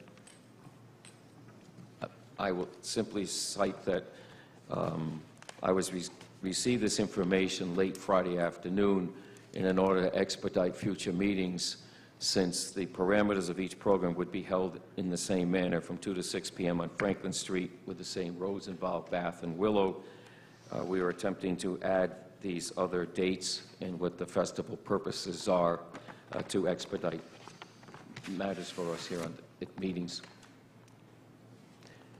Is there any discussion further on the amendment? If not, all those in favor of the amendment? Let's vote 7-0. The resolution as amended. Any further discussion, please? I just have a quick question. I don't know who answers it. Who covers the police and security costs? Or is that come out of the Global City budget? Or is that cost waived for these events? Those costs are assigned to the budget for the Global City. However, if you recall, in our own budget, there was a small amount of $25,000 in matching funds towards the $100,000 that the bank provided. And I can tell you that in the Peruvian Festival, my office did receive a bill for the stage setup and determined that that was an appropriate use of those funds since it was to match the dollars coming from the bank at the time. So that's how that bill was paid. And bills such as that will probably come forward in the future as well. I have not seen a bill with police costs myself yet. Who would receive, I'm just, don't know how all this works. Who receives the bill for police? Like what? Well, it goes Can you to... just explain that whole process for me? It goes to the director of the Global City Initiative, and they either pay the bill out of the grant from the bank or they submit it to us. It does have to be paid. That is very clear. That's how it is being set up at this point in time. And all the nonprofits who have festivals and events and all that, it works the same way? No. No. No. The other events that have traditionally developed throughout the city of Norwich, no, that has not been the case at all. This is Okay. purely new. Okay, thank you. You're welcome. Any further questions on the resolution as amended? Seeing none, all those in favor? It's unanimous, 7-0. New business ordinance, an ordinance providing an exemption from property tax for Gold Star parents and spouses pursuant to the provisions of Public Act Number 1765. This is the first reading, and I would ask for a motion to schedule the public hearing, I believe September 4th? September 4th, and the motion tonight would also waive the full reading text. So moved. Alderman DeLucia. Motion and second reading as well. Thank you. Alderman DeLucia, second. Alderman Burnham. All those in favor? Unanimous, 7-0. Motion to adjourn. Thank you. Motion to adjourn by Alderman Browning, second by Alderman Gould. All those in favor? Aye. It's unanimous.